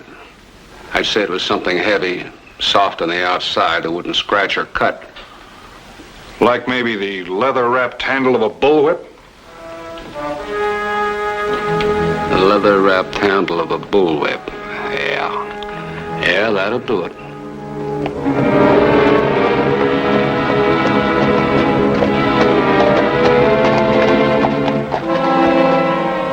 Should be around here someplace. The old miner said it was at the foot of some big rocks. Should be those over there, maybe. Hey, look to the left, under the trees. Come on.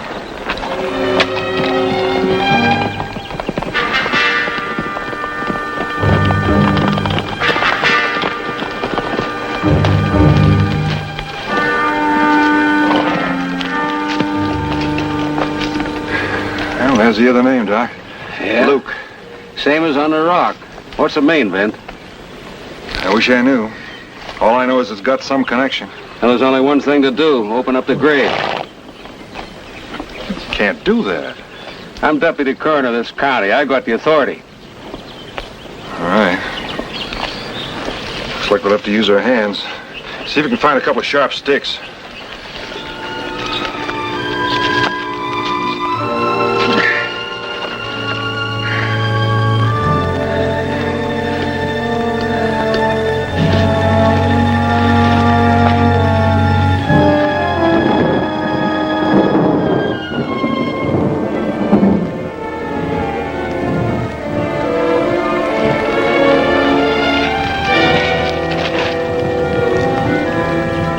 That's all there is there.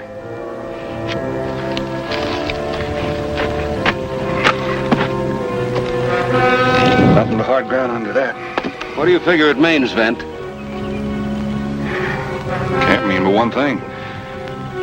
Someone wants to convince somebody else that Luke, if that's the boy, is dead and buried here.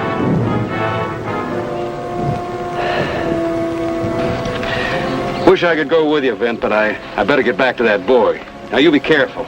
I'll take care. If the sheriff shows up, point him in this direction, will you? I'll leave some sort of sign. I'll do that. Now, goodbye, Vint.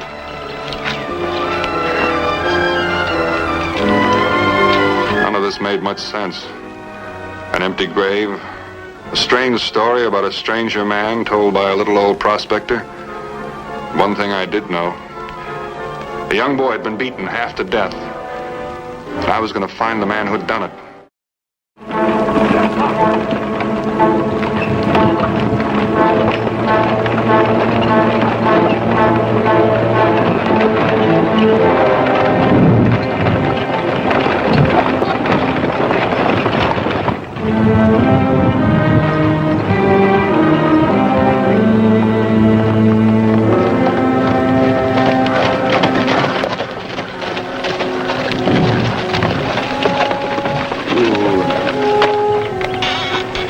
Get the water off the back of the wagon, woman.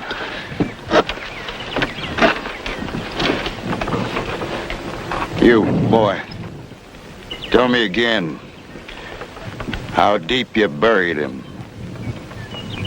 About 3 or 4 feet, Pa. Just like I said. Still can't see what took you so long, or why you needed a horse. The ground was real hard, Pa. It was too heavy to carry far. And the Lord commanded Abraham to bring as a living sacrifice his own son.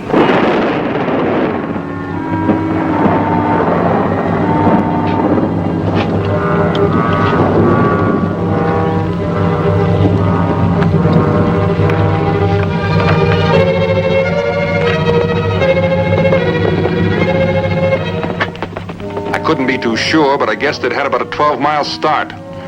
If I was going to catch up by nightfall, I'd have to take a chance and try shortcuts. That wagon would have to stick to the low ground between the ridges. Scar and I could cross them.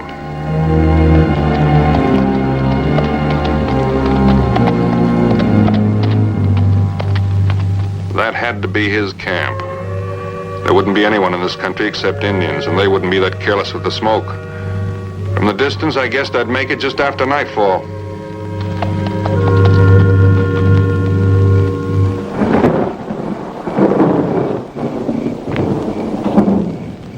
We will now have our lesson for the evening. The Lord thy God is a jealous God. He shall put an enmity between thee and woman. He shall multiply thy sorrow. Cursed is the ground for his sake. In sorrow shalt thou eat of it all the days of thy life. God knows the wickedness of man, and that the thoughts of his heart are only evil. He will bruise thy head. I could have sworn I heard something that sounded like preaching.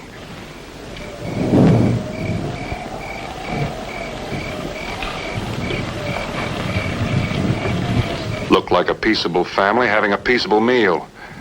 Threw me some. The wind in these hills plays funny tricks with the sounds of the night. All right, woman. You two, Mark. 2 lashes each tonight. It's not so bad. For the good of your soul. Why? I don't understand why. I don't know quite why, but I decided to do something I'd seen animals do. Pretend I was hurt. Hello. Stay where you are, stranger. Who are you? What do you want? My name's Bonner. I saw the smoke from your fire. Thought I'd find some company. My horse drew me this morning. Don't mean to intrude, but if you'd let me use your fire, I could heat up some food.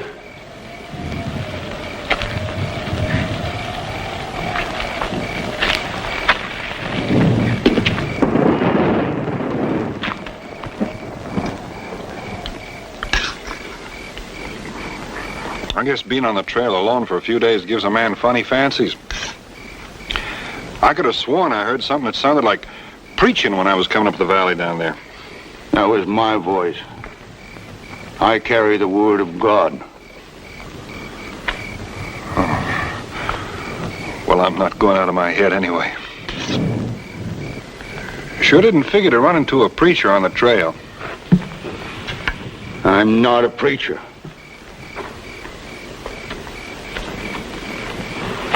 I'm God's own man. Yeah. Well, it didn't sound exactly like regular preaching. Of course, you couldn't tell by me. It's been a long time since I was in church. I, too, was a lost soul. I, my family, until the word come to me. When was this? It was during the war, in which we killed and were killed. It was Antietam, Chickamauga, Gettysburg. It was when the ground was soaked with blood. It was when the hounds of heaven was let loose. It was then that God told me I was his man. And I was to be the instrument of his vengeance and his pain. We're all born in sin. And we die in sin. And the only trial of man is pain. More pain. Sounds right interesting. Though I don't recall the Bible saying it just that way. Didn't I tell you I was God's own man? I am above the Bible.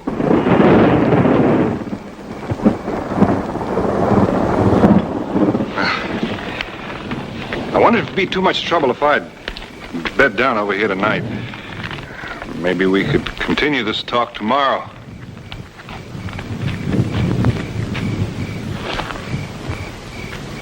Yeah, I'd say that was all right. Much obliged. I'll just bed down over here in the trees. Firelight keeps me awake. Good night.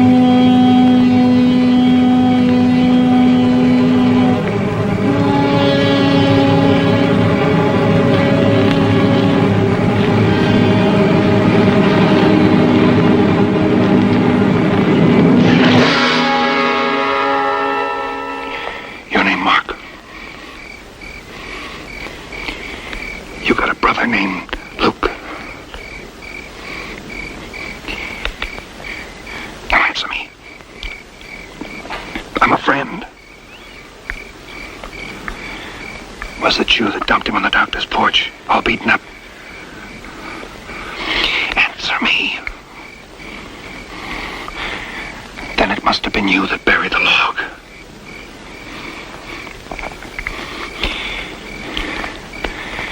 Would you and your mother like to get out of this?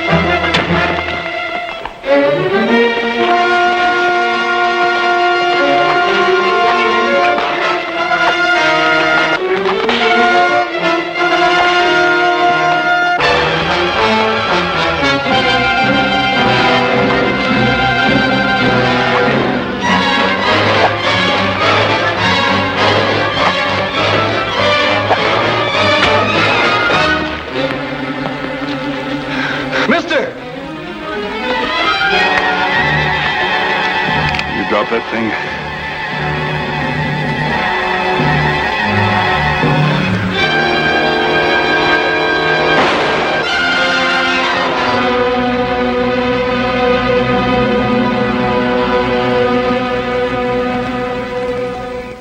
I am the Lord God Jehovah.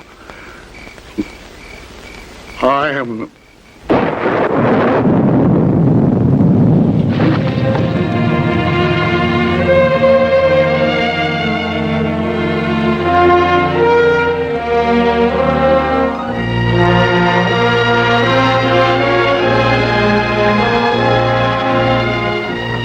lived too close to nature all my life not to know that there's a divine spirit. And I have never seen in nature the cruelty and madness that sometimes comes out in man himself.